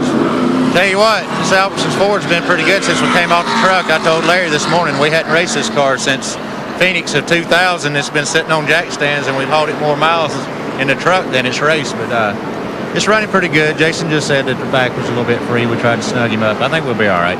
We may need to find out what the curfew is here because we've got so many laps under caution, but how does this change your strategy?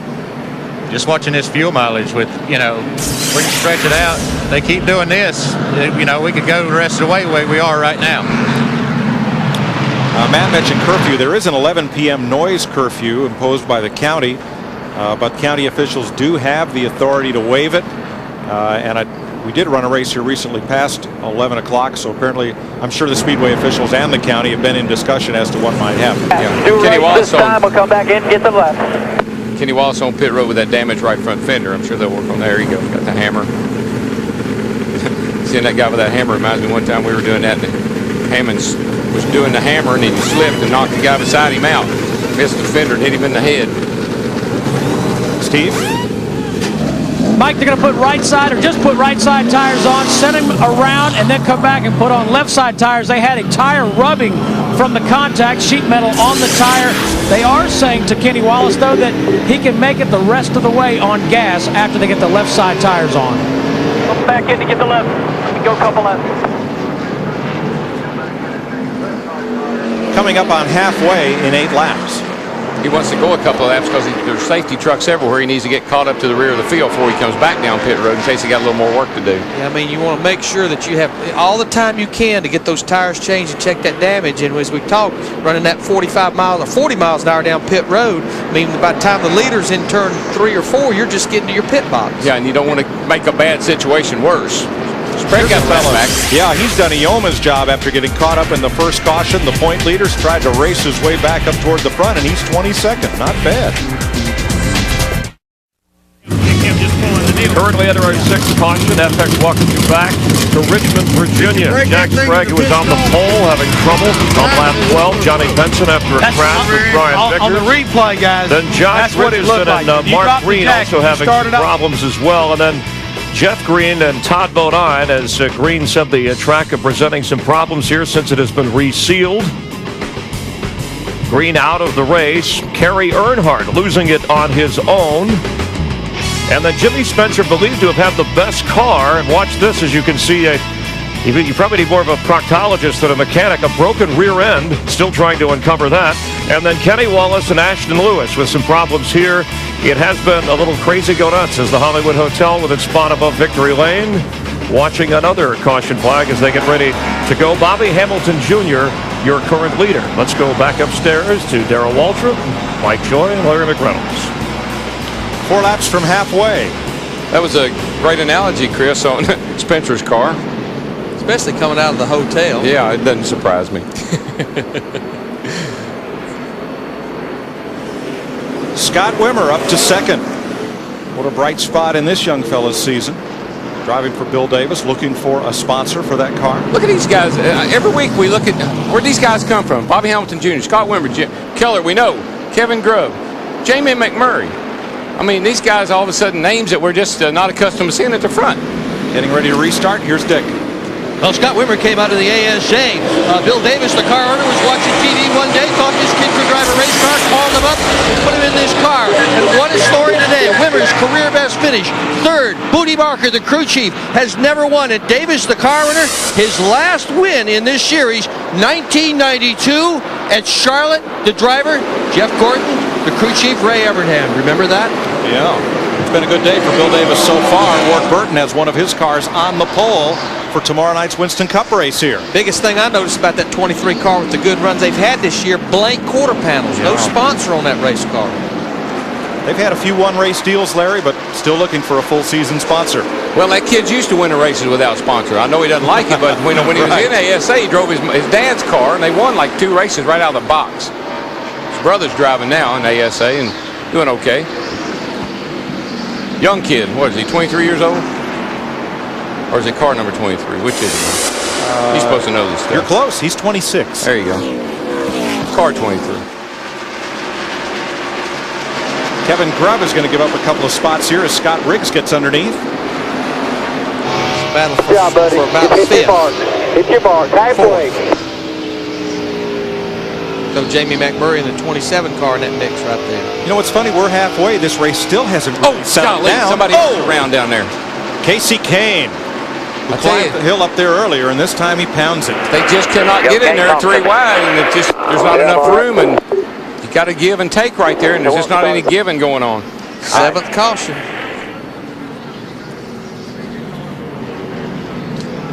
The young Robert Yates protege.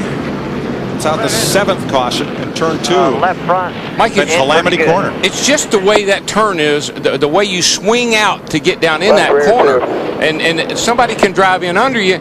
They're there, but you're coming down, and so you make contact. It's no wonder that turn 2 grandstand is one of the more well-packed areas here. It don't look like there's an empty seat down there in 1 or 2 anywhere. I just don't think there's a preferred place to wreck tonight. To wreck it everywhere. We have got a crowd here for this Busch race. 13 cars in the garage already, and the 98 will be the 14th.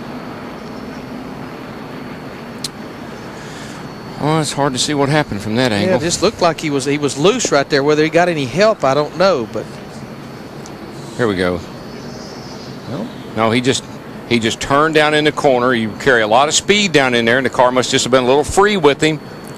Round she goes. It's a similar looking spin as the Kerry Earnhardt had, where you just drive in there and the back end comes around. Steve Burns. Mike, this caution, a huge break for Randy LaJoie. He had a right rear tire going down, so they've taken the opportunity to put 4 brand new tires on the 7 car of Randy LaJoie. Good break for him. And we have an update on the Greg Biffle penalty. Biffle was sent to the back of the field on the prior restart because of where the teams placed the tires that came off the car on his stop. That they were placed outside of the half of that pit box. Yeah, before the car can leave, all the equipment, tires, air inches, everything has to be at least to the half of the pit box closest to the pit wall before the car can leave. It's called the outside half of the pit box tire violation. That's what the official's explaining right here. Radar. See? Dude, right there. Look at it, dude. You can't measure that. That's 4.5 feet. Right behind the car. Randy. It's a ball and strike call, and the official called it a strike, and Biffle again is going to have to fight his way from the back of the pack. He's up to 15th right now.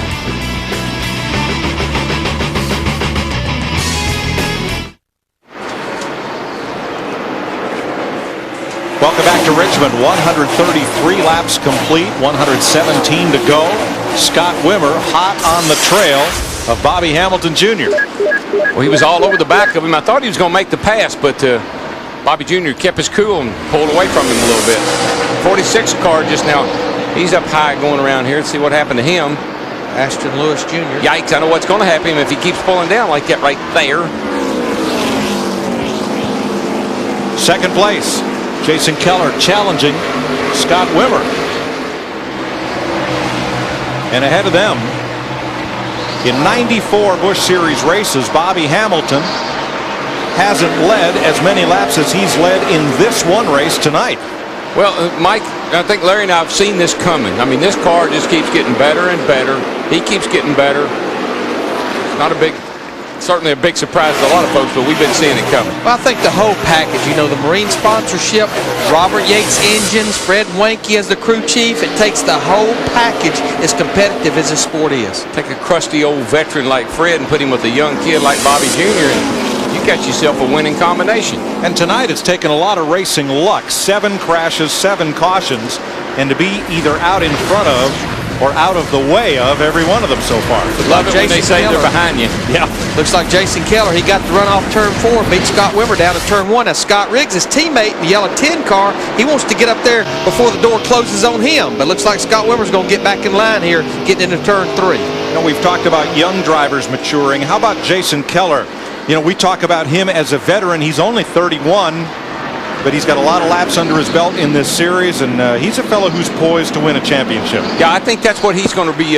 That's going to be his asset this year, is the ability to win the championship. Consistent. He's not concerned about winning a lot of races. 1-2 is the most he's ever won. He'd like to do better than that, but he's already won 2, so he's got a long season ahead of him. He's got a great chance. And here's his young teammate, Scott Riggs. What a season he's having. That's the tortoise and the hare team right there. I thought it was a bunny. Was it a bunny? Nesquik, it's a bunny. Oh, yeah, I got it. Man, you messed. I thought, oh my gosh, I messed up again. No, you're right. I watch all those channels. I get all it. Like last week, it was SpongeBob. I don't know SpongeBob. Flat Stanley. Flat Stanley. I tell you, another kid that's having a good run, 2 kids, was Kevin Grubbin at 54 and Jamie McMurray in the 27 car. They're having great runs tonight. Matt is in the 54 pit. Well, Mike, the Toys R Us kid, Kevin Grubb, is having a great night. Tony, what did you guys do to the race car on your stop? Truthfully, we've not done anything to this Toys R Us Chevrolet, but we've run it good. It's like having a new toy, just play with it, and everything's just been going real well, and I hope things keep going well. You know, like I told you before, I just hope you hadn't jinxed it. Well, he lives only 10 miles from this racetrack, so a win tonight, if he could join Scott Riggs on the list of first-time winners this year, there'd be a big party right down the road. Tony Lambert is used to victory lane at Richmond because he was with Mark Martin as he went on to win 5 Busch races here. Yeah, they just need to be careful and not stick their neck out too far. That is the slyest sponsor mention I've ever heard. It's like a new toy. Just play with it. That's okay. Bobby Hamilton Jr., he's pulled out to 1.5-second lead over Jason Keller and got some pretty clear racetrack right now. You know, another kid that's having a great run tonight, he was involved in the wreck earlier with Johnny Benson, is Brian Vickers in the 40 car. He's up to 10th position. He's the youngest of the young guns. He is 18 years old, the NASCAR minimum age to compete in this series. Started 38. This is only his 9th Busch Series start. He's having a great run. Got Biffle all over the back of him. Of course, Biffle's coming from the rear. He's got tires and probably a little quicker. But he hadn't got by him yet. Biffle's got a good race car. The fact that he just get back up there, you know, in the laps we have left. You see the serial scoring on Brian Vickers. Our serial scoring brought to you tonight by Rent-A-Center. From 36, that's a pretty good run. Now we're with Greg Biffle right behind Vickers. Yeah, and he's been working on him. Biffle has been working on Vickers there pretty hard, but hadn't been able to put the big move on him yet. Vickers tested up here for a couple of days. Hadn't raced in a few races. I think the last time he raced was back at Bristol about a month and a half ago.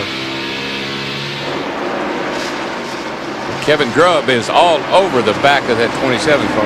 Got some debris over in turn 3. That'll bring out the 8th caution of the night at lap 147. Many parts has been flying around. It doesn't surprise me, a little debris laying here and there. Well, Larry, 100 laps to go. Yeah, just looking when the leaders were all in on about lap 101, and we ran a good 14 laps of caution. Boy, I don't know. If I can't make it on fuel, I'm going to probably come on in and get those 4 fresh tires and make sure I can make it to the end. But the safest place in this race is out front. If I think I can make it, and I'm going to bet you Scott Wimmer in the 23 car, those guys can make it because they always are the fuel mileage kings. I don't know if I'm going to give up that track position no more laps than I have on my tires right here. Well, I don't know. I think I'd come down 100 laps to go get me 4 tires and get ready to rock and roll. You know what I liked about that young fella besides his smile? That he had a headset on. If you're going to bring your kid to the track, ear protection. All right, Bobby Hamilton Jr. in the 25 stayed out, but Jason Keller in the 57 pitted. Scott Riggs, his teammate, stayed out. Matt Yoakum. And Jason Keller's making his way down to his pit stall, currently in the second position. I talked to his crew chief, Steve Addington. Bring it to the sign. As he makes his way to a stop, they are not going to make any adjustments, just a 4-tire change for Keller. Remember, he has never won here. He's been 5th 3 times. They'd like to break that tonight and also earn some good points toward that championship chase. Meanwhile, the 60 car of Greg Biffle, they're going to make a chassis adjustment and 2 tires. He's already down the way. And then here goes Keller. He is good to go. I'll tell you, somebody else has been doing a pretty good job tonight, quietly. Stayed out of trouble. Behind his banners is the 5 car. Little Ricky Hendrick. He's in the top 20. He came in 19th spot there, and he's having a pretty decent night considering his first time back a few weeks. He had 7 of our 21 lead lap cars pitted. Jason Keller, Greg Biffle, Michael Waltrip, Jack Sprague, Ricky Hendrick, David Rudeman, and Brian Vickers all come to pit road here with about 100 laps to go. They're done for the evening as far as pit stops.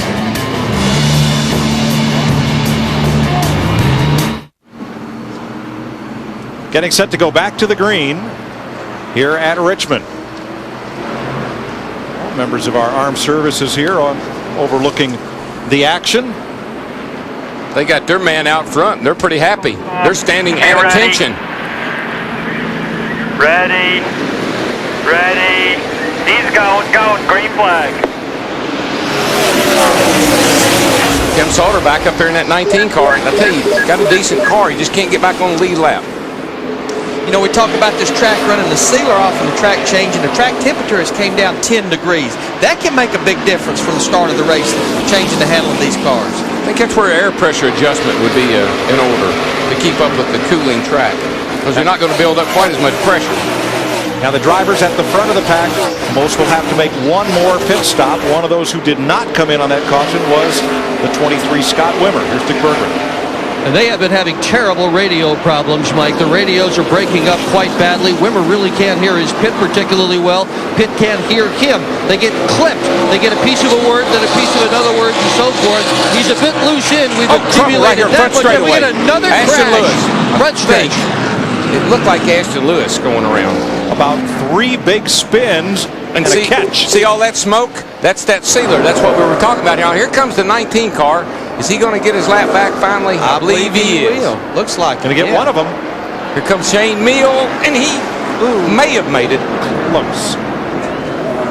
According to score monitor, Shane Meal did not get his back, but Tim Sauter in the 19 did get back. That'll put him back on the lead lap. And that's good for him because, like I said, he's got a decent car. Ashton Lewis is dizzy. Man, he was spinning down through here, and all that sealer, like we said, spinning around, the tires spinning, just puts up a huge cloud like a smoke screen. Kenny Wallace misses another one. Look at that. Look at all that sealer, all that smoke, green that we were talking about. God, there's the guy that was lucky, that 38. Mark Green.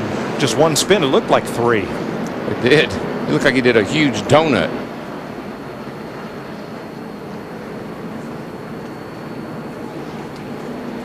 It'd be more like a cinnamon bun instead of a donut.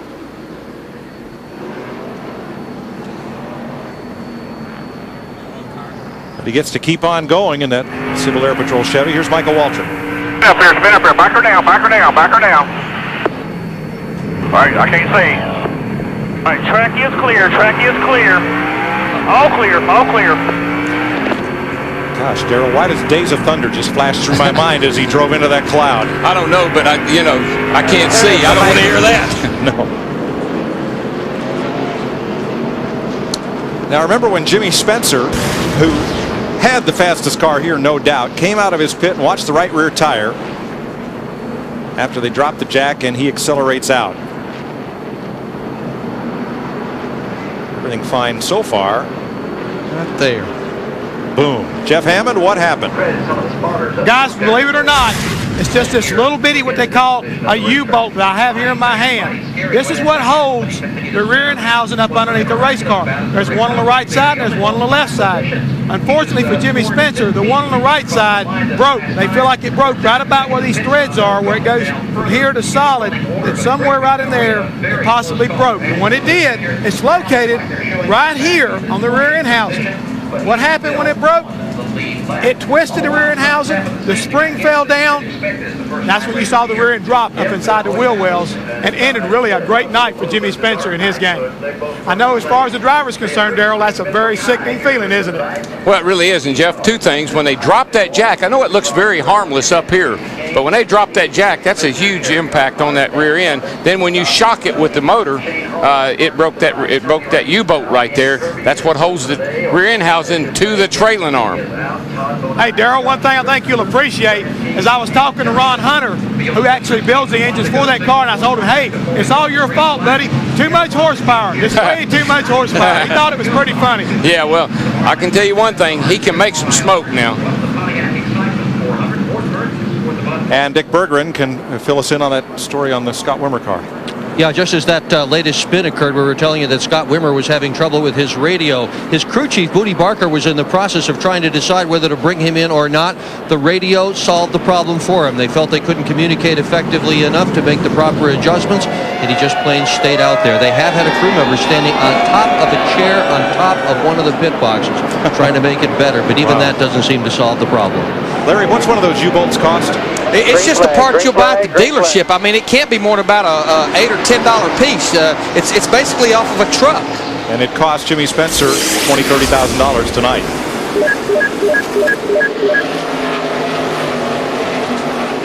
Scott Wimmer right there in third place behind Bobby Hamilton Jr. and Scott Riggs. In race in and race out, Scott Wimmer, the 23 car, they'll stretch fuel mileage about as far as any car in the Busch Series. Need to document that a few more of the lead lap cars that pitted Ashton Lewis because of spinning, bringing the caution out. Tim Sauter that made his lap up back on the lead lap. He was on pit road for 4 tires along with Jack Sprague again as well, continuing to try to make repairs to that car. Sprague's up to 19th, and I tell you, with a wounded vehicle like he's got right there early in the race, that's a pretty incredible job. That's how you win championships, is make a bad night turn something bad into something pretty good. Bobby Hamilton Jr. leads this race. Let's go to his pit with Steve. And Mike, let's find out from Fred Wanke, the crew chief. Can you guys go the rest of the way on this fuel? Right now, we need another caution. We can't make it all the way. You know, Bobby's doing such a good job. His Yates horsepower is just, you know, it's a gamble, but I don't want to give up the track position right now. And what I'm reading into his interview, the reason he wants another caution is not to be able to come to pit road to get those tires. As we talked a while ago, under caution, 3 cautions equal about 1 green lap. So it sounds like he'd like to see another 4 or 5 caution laps, put him within the fuel window. Now, like we talk about every week, if you're making a lot of power, you're going to burn a little more fuel. And I tell you, that thing's obviously making a lot of power. The car right behind him's got a Yates motor in it, the 10 car. It's like right after this restart, Scott Riggs and the 10 made a run at Bobby Hamilton Jr. But once it seemed like that Bobby Hamilton Jr. got settled down, he's starting to pull away just a little bit. Riggs looks pretty strong off turn 2 coming onto the backstretch. Yeah, we've seen that happen a couple times to Bobby Jr. there, where somebody will get a run on him after a restart, but he seems to be able to ease on away from them the longer they run. He opens up a pretty nice lead, pretty handsome lead after a while. You know, his dad only has 1 Busch Series win, but it came right here. It did. He was driving the 8 car, I think it was, Filbert Matassi's car out in Nashville at the time. 1989. And Gil, that's the 31 crew chief. Gil Martin from Nashville. He was the crew chief.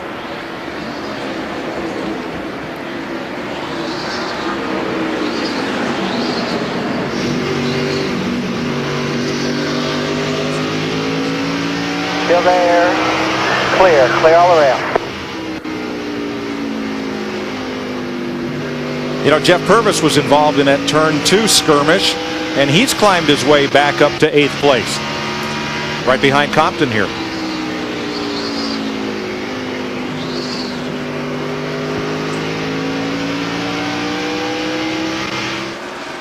Bobby Hamilton Jr., he's pulling away now. He's out to a half a second lead, a good 7-8 car lengths. His car, it gets strong as we get into a run, just like you talked a little bit while ago, Darrell. Yeah, it gets better and better. 169 laps complete. Bobby Hamilton Jr., Scott Riggs, Scott Wimmer, Jamie McMurray, Kevin Grubb, all young guns.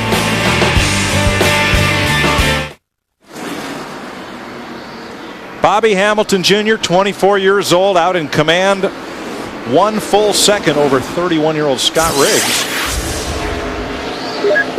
Well, who's the only driver to win 3 straight NASCAR Busch Series races at Richmond? That is tonight's Pep Boys Trivia. I know that answer.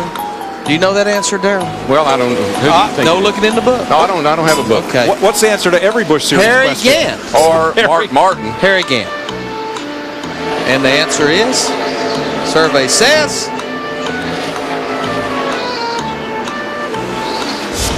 Harry Gant. There you go. Old car was duping on him. You can pretty much answer Mark Martin or Harry Gant to any Pep Boys trivia question in the Busch Series, and you'll about 80% of the time be right. Driving for Ed Whitaker in the famous number 7 car. What's that? Harry Gant can win in any month ending in R. Or any month with a vowel in it, you know. How about David Rudiman, the number 87 car, driving a Joe Nemechek numbered car on the lead lap here. Matt Yoakum. Mike, this season seems like we've talked a lot about paybacks on the short tracks, but tonight there's a payback that goes all the way back 15 years ago when in the 7th grade, young Brian Patty, who is Joe Nemechek's Busch Series crew chief, befriended Sean Rudiman, whose uncle, the legendary modified great Buzzy Rudiman, and his son David. Brian didn't know anything about auto racing, but he hung around Buzzy's shop and he learned what a 7/16 wrench was and went to the Rudiman School of Auto Racing. He said that he felt like he really owed the Rudiman something, and he helped David get this race car from Joe Nemechek. Joe helped out as well, bringing the 87 team here, helping David make his Busch Series debut. Kind of nice to have a payback in this sort of way for a legendary family in auto racing. And he's given a good account of himself in 19th place. And I hear Rudiman and I see a red, white, and blue 00 coupe with Dover brake on the side. And what I like about all these young kids that keep showing up is they get an opportunity and they capitalize on it. I can think of so many times young guys showed up in the past, had a great car or a great opportunity, and they couldn't capitalize. All these kids now are just taking advantage of what's been given to them. Kenny Wallace, starting to rattle around here, has just moved up to 13th place. You saw the pass there on Brian Vickers.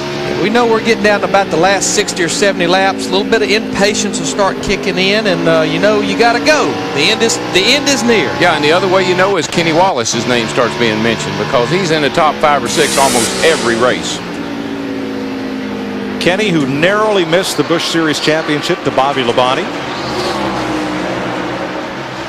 came into this race 5th in the points.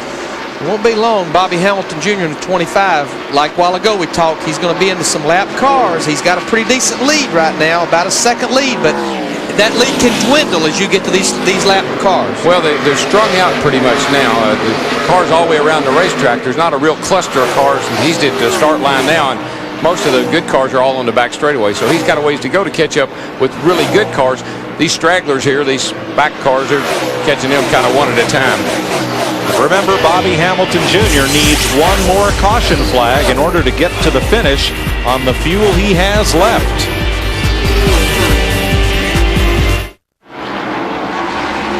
Little picture-in-picture from fan cam down there as Bobby Hamilton Jr. leads Scott Riggs now by 1.6 seconds. Look at the Hardee's 250. Look at these kids. I mean, that looks like a high school annual. Darrell, 4 of the top 5 have never won. The top 6 have a total of 3 wins between them, and they're all young fellows. Well, they are, and it's just incredible. It's just we are seeing a huge changing of the guard, not only in Winston Cup but in Busch as well. Names that we're going to hear about a long time. Scott Wimmer is one of those. He's just 26 years old. He's in 3rd place. Here's Dick Berggren. His crew chief is Booty Barker. He pitted last on lap 104.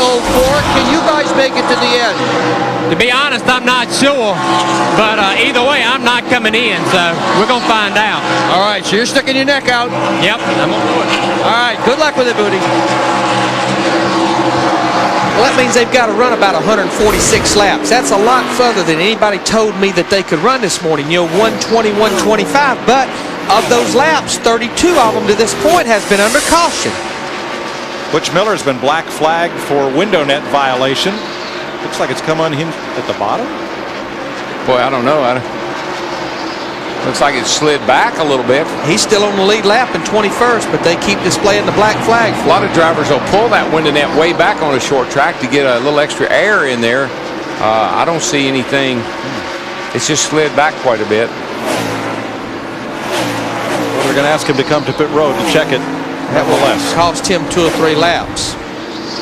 Matt Yoakum.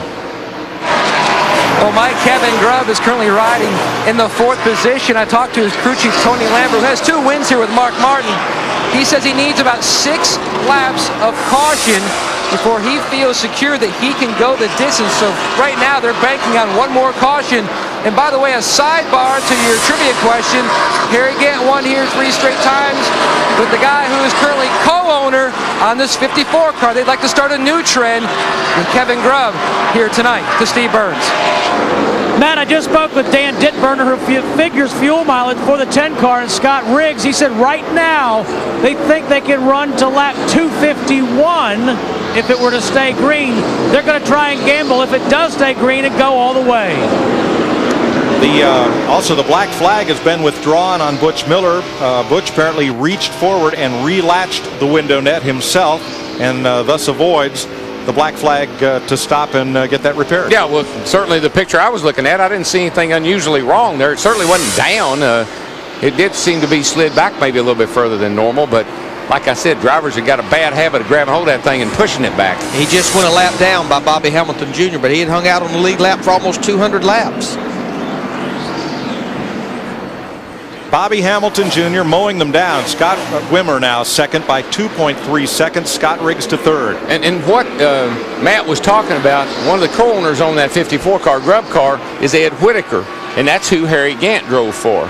And so maybe they're trying to start a new trend with a new driver. You know, of our cars that pitted, the lead lap cars that pitted on lap 147, Jason Keller in the 57, he's the highest running car right now. Whoa. He's up to 6th position. Turn 3, excuse me, Larry. Mark Green, I think the engine might have gone up. A lot of flames from the back of that car. And the caution will be out. Caution is out. Something erupted in that bad boy. I hope there's no fluid over there because it looked like that was oil.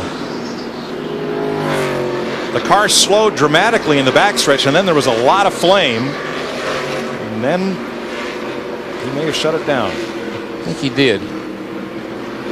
And that's the caution that everybody was looking for. Yeah, and what a dilemma those guys are faced with. And let's look at the replay right here. This is looking out of Stacy Compton's car. Some have that. You can see the sparks and the smoke flying out from under the 38 car.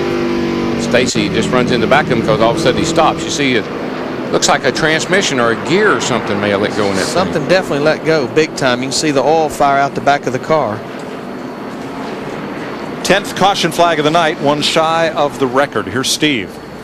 Mike, we've been listening to the radio communication between Fred Wanke and Bobby Hamilton Jr. That caution flag is what they needed. They think now they can go the rest of the way, and right now they're not planning on stopping on pit road.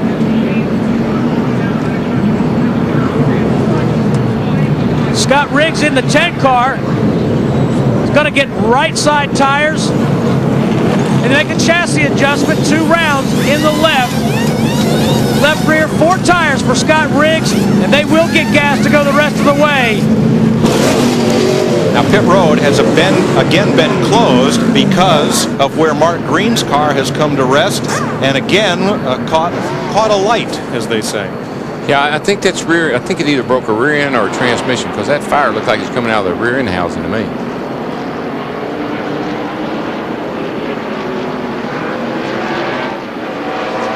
So pit road closed with Curtis Davis and the 66 of Casey Mears come on to pit lane to the attention of their crews and the NASCAR officials.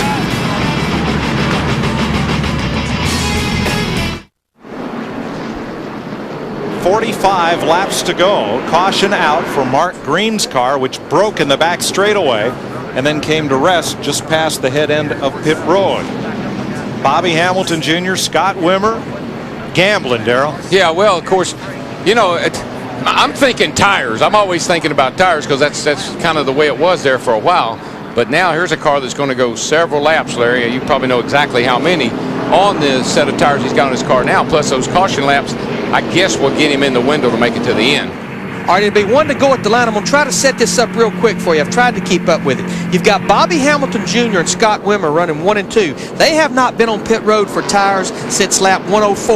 On lap 148, 149, Jason Keller, who's running third, was on pit road along with Greg Biffle, Michael Waltrip, Jack Sprague, who's actually a lap down now, Ricky Hendrick, David Rudeman, and Brian Vickers. Most of those cars stayed out on this caution.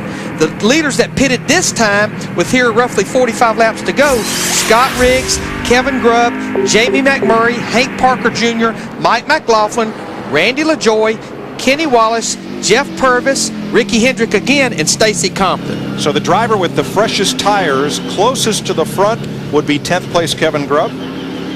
Correct. Of cars that pitted that time right there, correct. Okay.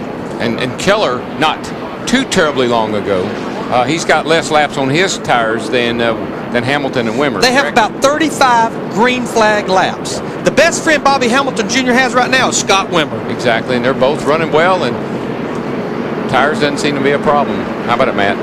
Well, DW down here in the 54 pit of Kevin Grubb. Tony, you decided just to go gas only. Why not come in for some tires as well? We're actually faster on used tires. It takes us a while to get going, and we decided just to keep these tires. We took them off a while ago after we made a 100-lap run, and we could actually go probably 250 on a set of tires. So Goodyear's come out with a good tire for here, and I think the Toys R Us car, we got a chance to get up front and run the top 5. Fresh tires are 42 laps enough. Now don't forget tomorrow night after the race on FX, special extended post-race coverage for you on Speed Channel. More interviews and race analysis right after we go off the air. And then on Monday at 7 Eastern, 9 Pacific, NASCAR Inside Winston Cup. Alan Bestwick will lead Michael Waltrip, Johnny Benson, and Kenny Schrader through a review of the weekend's action. To get Speed Channel, call 888-22-SPEED. And Larry, how would you like to be the crew chief now and not have to worry about tires? All you got to worry about is how much gas you got. And now, really and truly, yeah, all the leaders have to worry about. Bobby Hamilton Jr., Scott Wimmer now is fuel mileage. They hope those caution laps bought them what they needed here. We're green flag with 41 laps to go, and it's going to get good now. Yeah, and I mean, it's not, this is every week lately. I mean, you just don't have to worry about the tires. Bobby Hamilton Jr. gets a good restart. Scott Wimmer in second place, so Jason Keller in the 57, all over the back of him. Bobby Hamilton Jr. would like to put as much distance as he can right here early on those guys. Yeah, because actually his car gets better in a run. The longer they go, it seems like the better he gets, so the fact that he can kind of open up a gap right now is very good for him.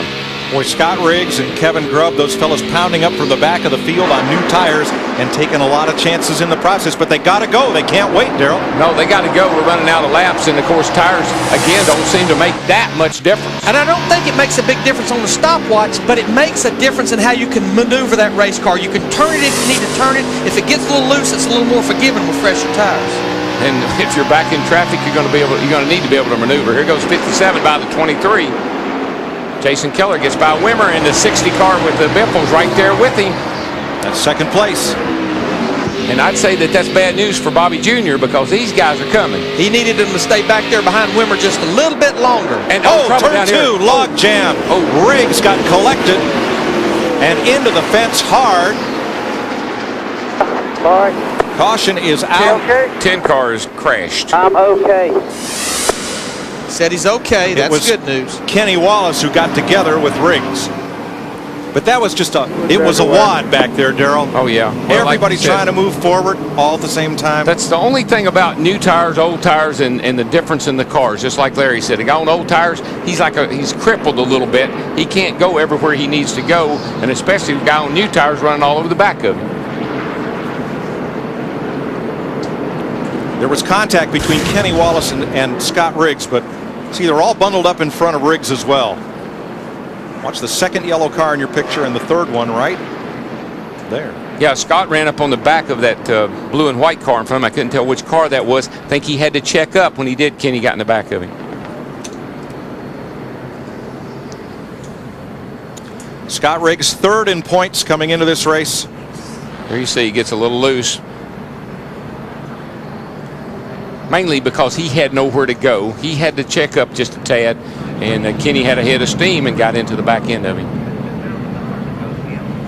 It's unfortunate for Scott. I mean, I'm not sure, but that may have been. I think that was Randy LaJoie just ahead of him. Didn't look too happy. Nope. I think he may have a little message for him. I think that safety worker has his helmet.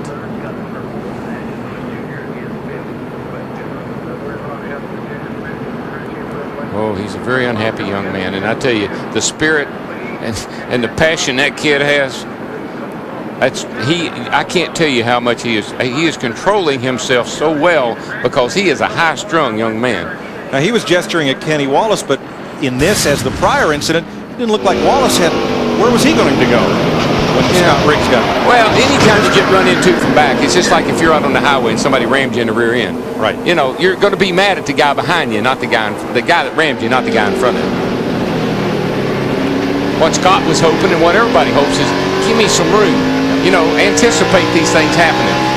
You saw Riggs wiggle and get sideways. And I think what the two fingers mean, you got me once, then you didn't back off. You got me a second time right there in the same leg. Controlled aggression. 11 caution flags ties the record here at Richmond, and 17 cars already in the garage area. That is a new record for a Busch race at Richmond. Scott Riggs is the latest retiree. As things stacked up down in turn 1 and 2, he and Kenny Wallace got together. Well, short track racing is fun to watch. The fans love it. It's fun to be a spectator, but it always ends up with tempers, feelings hurt because of the tight racing and the competition. Now, a couple fellas smiling right now. One is Bobby Hamilton Jr. These caution laps playing into his strategy. And how about Jack Sprague after that lap 12 wreck? Who ever figured that he would end up in the top 20 here? The caution flag has been his best friend. Coming out just right for him. Keller in position to take the point lead. He's Keller second right now. Sprague, LaJoie, Riggs was third in the points and in position for a top 5 finish when he got into the fence. And Biffle has also made a number of unscheduled pit stops. 32 laps to go at Richmond. Getting ready for the restart. Bobby Hamilton Jr. trying to really pull Jason Keller here, but he doesn't get away.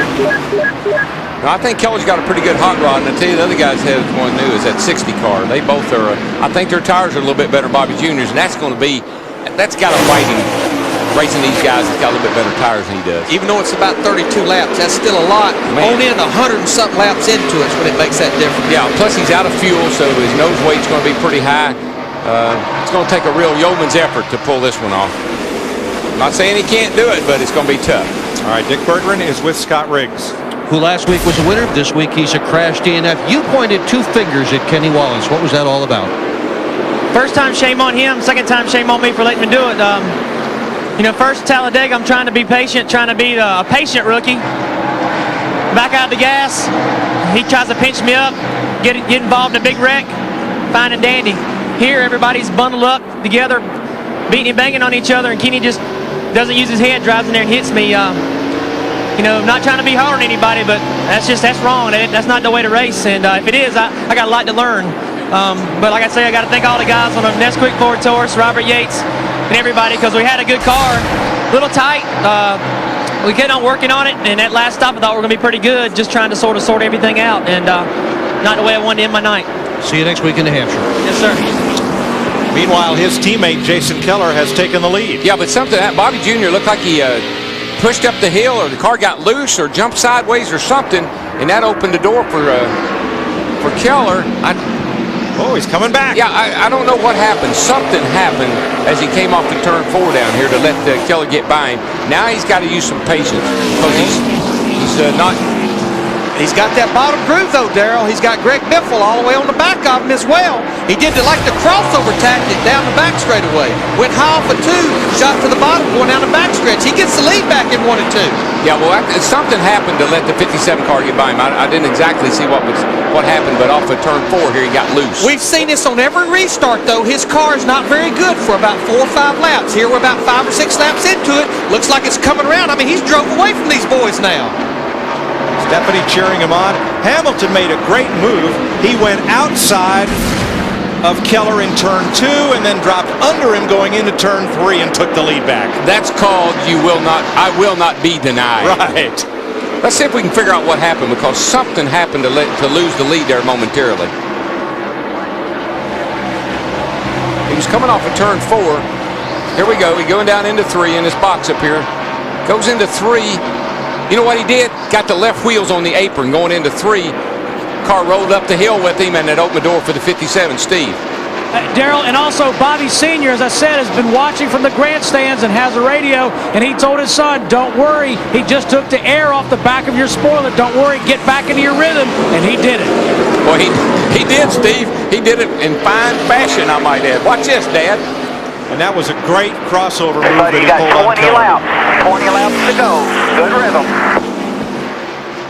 He just needs to stay focused and dry the wheels off that thing now. Don't save anything. He's going to join some pretty exclusive company, including his dad, who each scored their first career Busch Series win here. You know, it's got to be exciting to watch your kid win a race or to run like he's running. That's got to be exciting for a dad. He has had a good race car tonight, all night. 20 laps to go. Have the Marines landed at Richmond? I'll be back.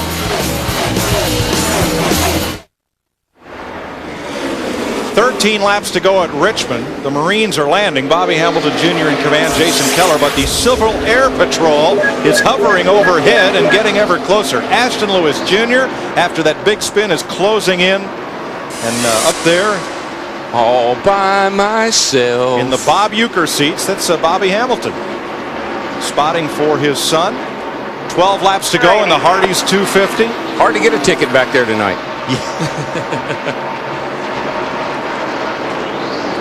What a night for young Bobby. He'd only led about 90 laps in his whole Busch career before tonight. Well, it'd be exciting. Fred Wanke, you know, last year he was Ted Musgrave's crew chief in the trucks, and they won 7 races. And here he's got Bobby Jr. poised to win his first race. I tell you, though, I just don't see how he's going to hold that 57 off. Boy, Keller got such a run off turn 2. Pulls to the inside here, getting into turn 3. What a dive into 3. He's faster than Bobby Jr. Bobby knows it. Uh-oh, he's got problems. He may be out of fuel. He may be out of fuel. Oh, no. On the fucker.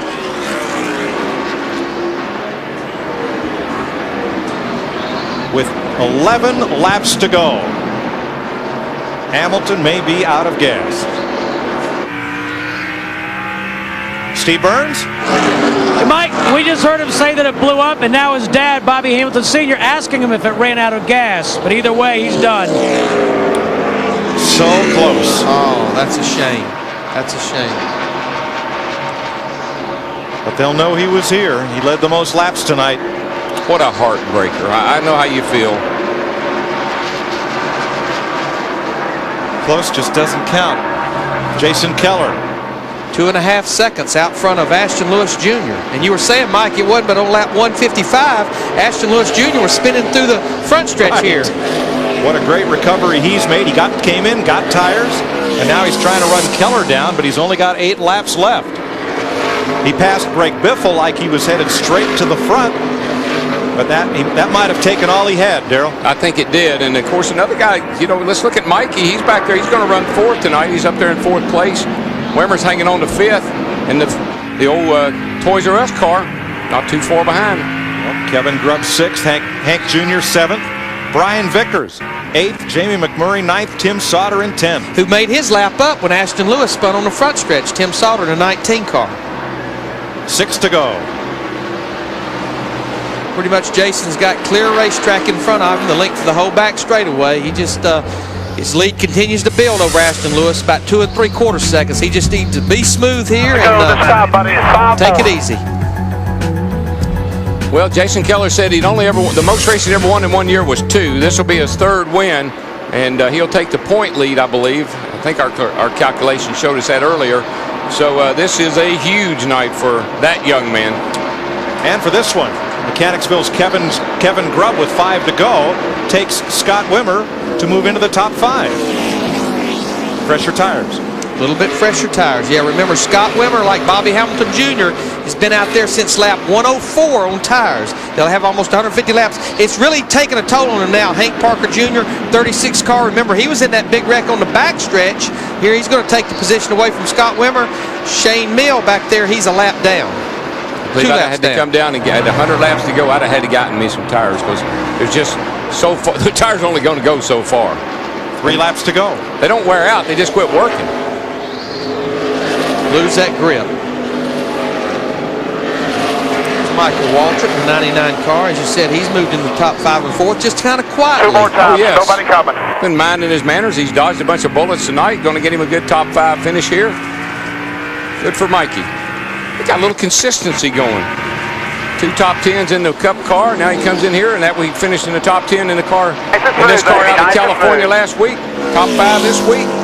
And Darrell, he's going to be the only Winston Cup driver, one of the bushwhackers as we call him, to finish in the top 10 tonight. And that could pay off big for Dale Jr. and Steve Clark tomorrow night, because he's going to have a lot of good information to give to his teammates. Last time around for Jason Keller. And Kenny Wallace just slowing down. I don't know if he's got a problem, fuel, engine. All right, buddy, you're on your own from here. I'm going to victory lane. I like that. Jason Keller has won in Richmond. You're the man, baby!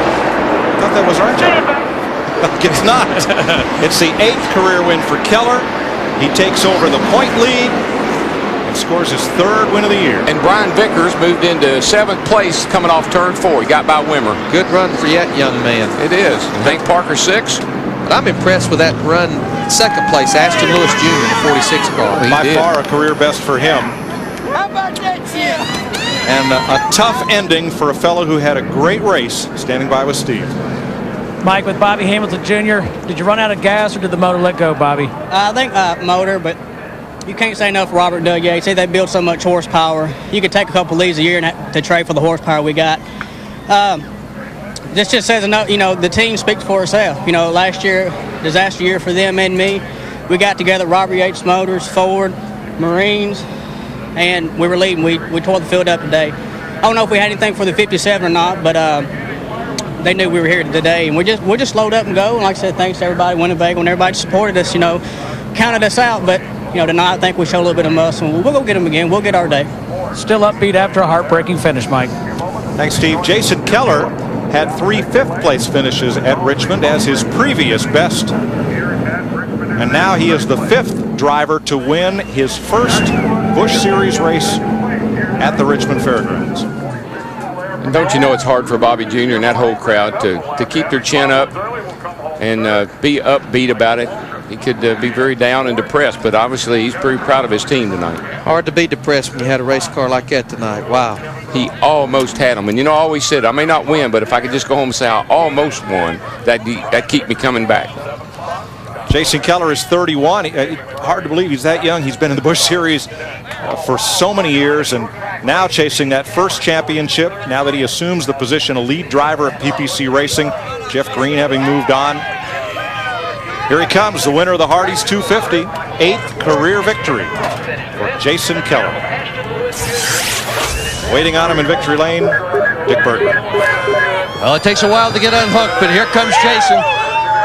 3rd win this year. Oh, man, is it wet here? Whoa, it's celebration time at Richmond. Hey there. Big hug from Steve Addington, his crew chief. Man, oh man, here you go again. You are making a habit of this. What is going on that you're winning all these races? Well, we just got a great race team, and Steve really made his own calls tonight, and we didn't follow the leaders, and that's great. And Deb and Joe and Jade back home. I get to go see Joe play T-ball tomorrow, so I'm so daggone excited I can't stand it. Here I'm in victory lane, I get to go watch the T-ball game tomorrow. If Hamilton had not blown up, could you have passed him and won this race? Well, we were a lot faster than he was, and I really messed up when I got by him, and got to the bottom and got my car really loose, and this Albertsons Ford and this whole Albertsons team, man, it was just great, and we only ran 13 laps in happy hour today, and I told Steve if we park it early, I got to win, you know. So, man, just so excited for the whole Albertsons team. We did really good. You sure did. Congratulations to Matt. And Dick, a great run tonight by Greg Biffle. Back to the front, back to the front. You patented that move tonight. You must have passed more cars than anybody here tonight. Yeah, I think so. We had to go to the back 3 times, and that was really tough. We just wore this Granger Ford out coming up from the back, and I just had the brakes run off it, you know, the tires run off it, everything there at the end. I thought I'd get a shot at them, but after I saw they're a little faster than me, I just kind of laid off it and settled for third. And we needed a good run. We haven't had a good finish, and we're excited that Jack's coming home and like to say hi to him and just everybody back home. It's Ranger Ford, just third place run. We're pretty excited. How wore out are you? The car's a little wore out, but what about the driver? Man, I feel like I did 500 laps. I tell you what, that 250 laps wore me out. I told the guys that. I said, I'm going to be tired today. You're working me out. But no, it was a call. Something happened about the tire in the pits. But, you know, that stuff will happen. And we came back and finished third from it. So we're excited. Greg Biffle finishes third, his 5th top 10 of the season. Mike? Good run for Biffle, and Jason Keller in his 9th full season of Busch racing is a title contender. We'll be back with more from Richmond after this.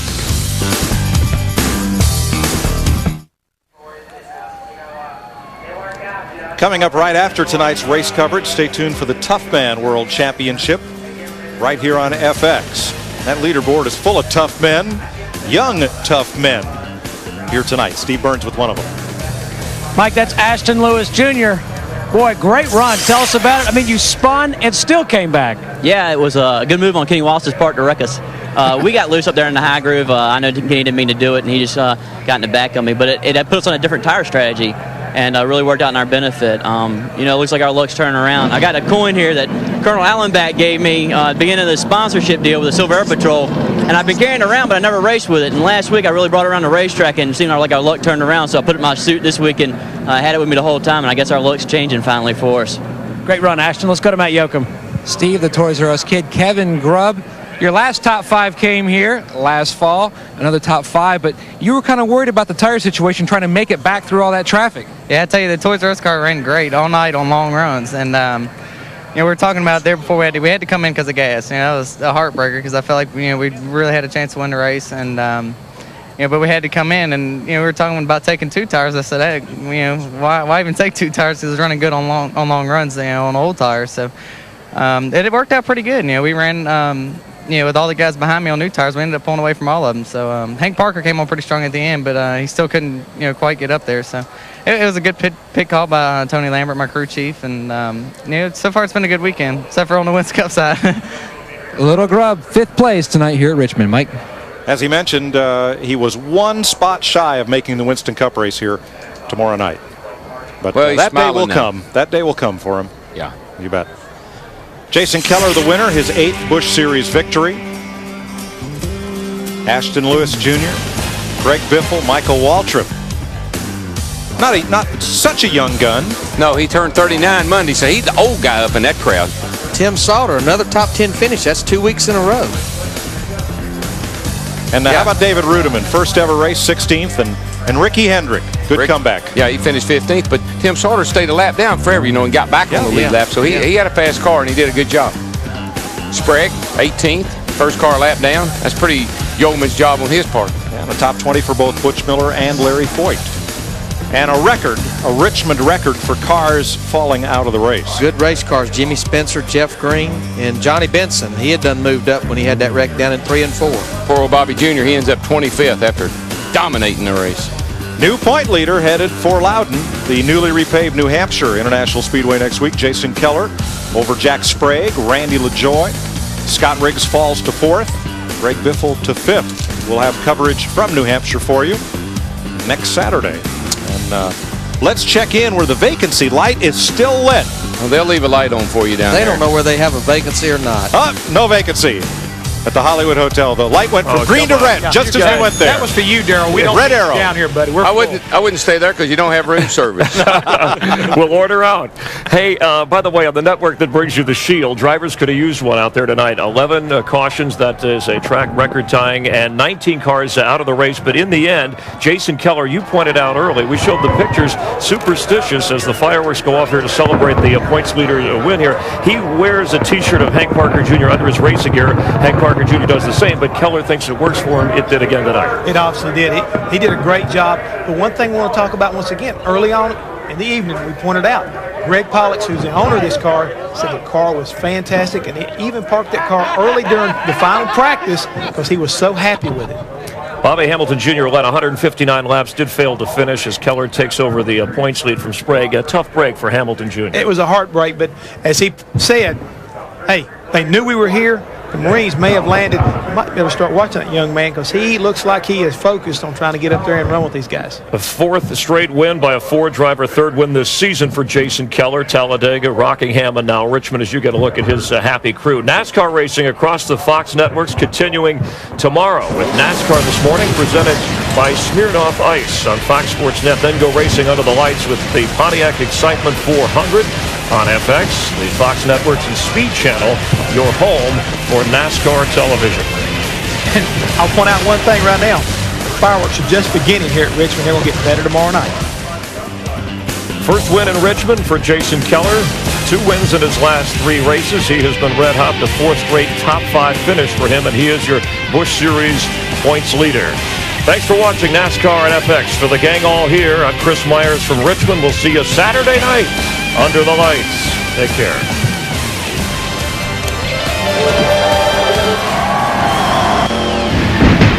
Good job, baby. Keep digging. Good job, Herbert. Come on to the front. Get in front of you. Reckon in front of you. Easy now. Easy. Easy. Good job. Good job. Blocked on the top. Coming to the bottom. Oh, whoa, whoa. Easy, easy, easy.